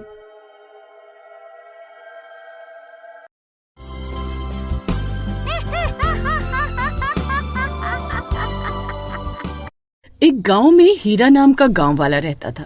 उसकी उम्र 35 साल हो गई थी, लेकिन उसकी शादी नहीं हो रही थी। वो दिखने में भी साधारण सा था। वो अकेला ही रहता था। गांव वाले अक्सर उसका मजाक बनाया करते थे। फिर एक दिन हीरा जंगल के रास्ते अपनी साइकिल से घर लौट रहा होता है। तभी रास्ते में उसे एक बहुत सुंदर लड़की खड़ी हुई मिलती है। उसने लाल साड़ी पहनी हुई थी, उसके बाल बहुत लंबे होते हैं और वो दुल्हन की तरह सजी हुई होती है। उसकी सुंदरता देखकर हीरा के होश उड़ जाते हैं, लेकिन हीरा उसके पैरों की तरफ ध्यान नहीं देता। उसके पैर उल्टे होते हैं। अरे वाह भाई, क्या लड़की है, लेकिन ये इस जंगल में क्या कर रही है? फिर हीरा उसके पास से गुजरता है, लेकिन वो बहुत शर्मिला होता है, इसलिए उससे कुछ बोले बिना आगे बढ़ जाता है। तभी पीछे से आवाज आती है, सुनिए। लड़की की आवाज सुनते ही हीरा का चेहरा खुशी से खिल जाता है। अरे वाह वाह भाई, ये तो मुझे ही बुला रही है, अब क्या करूं? अजी सुनिए। हाँ जी मैडम जी, कहिए ना, मैं आपकी क्या मदद कर सकता हूँ? मैं पास के शहर में रहती हूँ, यहाँ से गुजर रही थी, लेकिन मेरी गाड़ी खराब हो गई। क्या आप मेरी मदद कर सकते हैं? माफ कीजिए मैडम जी, मुझे गाड़ी ठीक करनी तो नहीं आती, मैं बहुत शर्मिंदा हूँ। क्या मैं आपकी और कोई मदद कर सकता हूँ? क्या आप मुझे पास के गांव तक छोड़ सकते हैं? वहाँ मुझे कोई मैकेनिक मिल जाएगा। है जी मैडम जी, जरूर जरूर। हमारे गांव में एक मैकेनिक है जो गाड़ी ठीक करने का काम करता है। चलिए मैं आपको उसके पास ले चलता हूँ। फिर वो लड़की हीरा की साइकिल के पीछे बैठ जाती है। हीरा की खुशी का ठिकाना नहीं होता है। अरे वाह वाह, आज पहली बार कोई लड़की मेरी साइकिल पर बैठी है, वो भी इतनी सुंदर। आपका नाम क्या है जी? मेरा नाम हरिचंद है, लेकिन लोग प्यार से मुझे हीरा बुलाते हैं। तो क्या मैं भी आपको हीरा बुला सकती हूँ, हीरा जी? हाय मैं मर जाऊं। अरे इसके मुंह से मेरा नाम कितना सुंदर लग रहा है। आज मेरी जिंदगी का सबसे खूबसूरत दिन है। हीरा मन ही मन बहुत खुश था, लेकिन उसे क्या पता था कि ये दिन उसकी पूरी जिंदगी बदलने वाला है। तभी वो चुड़ैल लड़की हीरा की इंसानी खुशबू की ओर आकर्षित होती है और अपने असली चुड़ैल रूप में आ जाती है। लेकिन हीरा उसके रूप से अनजान था। फिर वो गांव पहुंच जाते हैं। तभी गांव के कुत्ते उस चुड़ैल को देखकर उन पर भौंकने लग जाते हैं। अरे कमबख्तो, भागो यहाँ से। इतने सालों में पहली बार तो मेरी साइकिल पर कोई लड़की बैठी है और तुम्हें वो भी बर्दाश्त नहीं हो रहा। ये तुम्हारी होने वाली भाभी है। चलो भागो यहाँ से। फिर गांव के घरों को देखकर चुड़ैल अपना रूप बदल लेती है और वापस एक सुंदर लड़की बन जाती है। फिर हीरा उसे मैकेनिक की दुकान पर ले जाता है, लेकिन संडे होने की वजह से उसकी दुकान बंद होती है। ओहो मैडम जी, मैं तो भूल गया, आज तो संडे है। आज के दिन तो इसकी दुकान बंद होती है। अरे नहीं, अब मैं क्या करूँगी? मैं तो इस गांव में किसी को जानती भी नहीं हूँ। अरे मैडम जी, आप बुरा ना मानो तो मेरे पास एक रास्ता है। आप एक दिन के लिए मेरे घर रुक जाइए। कल दुकान खोलते ही आप अपनी गाड़ी ठीक करवा कर यहाँ से निकल जाना। ठीक है हीरा जी, आप कितने अच्छे हैं। मैं आपका एहसान कैसे चुकाऊंगी? कोई बात नहीं मैडम जी। अरे वाह वाह, लगता है मैडम जी भी मुझे पसंद करने लगी हैं। आज की रात मैं मैडम जी को शादी के लिए प्रपोज कर दूंगा। फिर हीरा खुशी खुशी अपने घर की ओर चल देता है। सब गांव वाले हीरा की साइकिल के पीछे इतनी सुंदर लड़की को बैठे देख हैरान रह जाते हैं। अरे ये हीरा इतनी सुंदर लड़की के साथ क्या कर रहा है? भाई इसकी तो किस्मत चमक गई। इतनी सुंदर लड़की तो पूरे गांव में नहीं है। सब गांव वालों के मुंह खुले के खुले रह जाते हैं। उनके हैरान चेहरे देखकर हीरा की खुशी का ठिकाना नहीं रहता। जलो जलो नास मिटो, मेरा मजाक उड़ाते थे ना। अब देखो मैंने कितनी सुंदर लड़की पटाई है। अब इन गांव वालों को जलाऊंगा। तभी एक गांव वाले की नजर उस लड़की के पैरों पर पड़ती है। उसके उल्टे पैर देखकर उसकी आंखें फटी की फटी रह जाती हैं। अरे मर गए। अरे ये हीरा भाई किस लड़की को गांव में ले आए? अरे क्या हुआ भाई? लगता है इतनी सुंदर लड़की देखकर तुम्हारी आंखें भी फटी की फटी रह गई हैं। अरे बेवकूफ, उसके पैरों की तरफ देख, वो उल्टे हैं। अरे हे भगवान, अरे ये तो चुड़ैल है। अरे भाई कोई हीरा को बताओ कि वो कितनी बड़ी मुसीबत को अपने साथ लेकर घूम रहा है। अरे हीरा भाई, अरे पीछे देखो, पीछे तो देख। फिर हीरा उस लड़की को लेकर अपने घर पहुंच जाता है। सभी गांव वाले भी उसके पीछे पीछे उसके घर के बाहर पहुंच जाते हैं। फिर हीरा मौका देखकर उस लड़की को शादी के लिए प्रपोज करने लगता है। तभी गांव वाले खिड़की से झांक झांक कर उसे चेतावनी देने लगते हैं। मैडम जी, मुझे आपसे कुछ कहना है। मैंने जब से आपको देखा है मुझे आपसे प्यार हो गया है। मैं आपसे शादी करना चाहता हूँ। हीरा जी, सच कहूँ तो मैं भी आपको बहुत पसंद करने लगी हूँ। अरे वाह, मैं जानता था मेरी किस्मत में आपकी जैसी सुंदर लड़की का आना ही लिखा था। चलो देर किस बात की, अभी मंदिर चलते हैं शादी करने। मंदिर? नहीं, हम मंदिर में शादी नहीं कर सकते। देखो ना, बाहर कितने सारे लोग हैं जो आपसे जलते हैं। वो हमारी शादी नहीं होने देंगे। एक काम करते हैं, हम दोनों इसी घर के अंदर शादी कर लेते हैं। फिर वो दोनों एक दूसरे को माला पहना कर शादी कर लेते हैं। अरे मर गए रे। अरे इस बेवकूफ ने तो उस चुड़ैल से शादी कर ली। अब क्या करें? तभी रात भी हो जाती है। रात होते ही वो अपने असली रूप में आ जाती है और उसे छुपाने के लिए लंबा सा घूंघट करके बेड पर बैठ जाती है। अरे वाह वाह, आखिरकार वो दिन आ ही गया। आज तो सुहाग रात मनाऊंगा। फिर हीरा उसके लिए रसोई से एक गिलास दूध डालकर लाता है। तभी रसोई की खिड़की पर कालिया आता है। अरे हीरा भाई, मेरी बात ध्यान से सुनो। तुम जिस लड़की के साथ दोपहर से घूम रहे हो, दरअसल वो कोई आम लड़की नहीं, वो एक चुड़ैल है।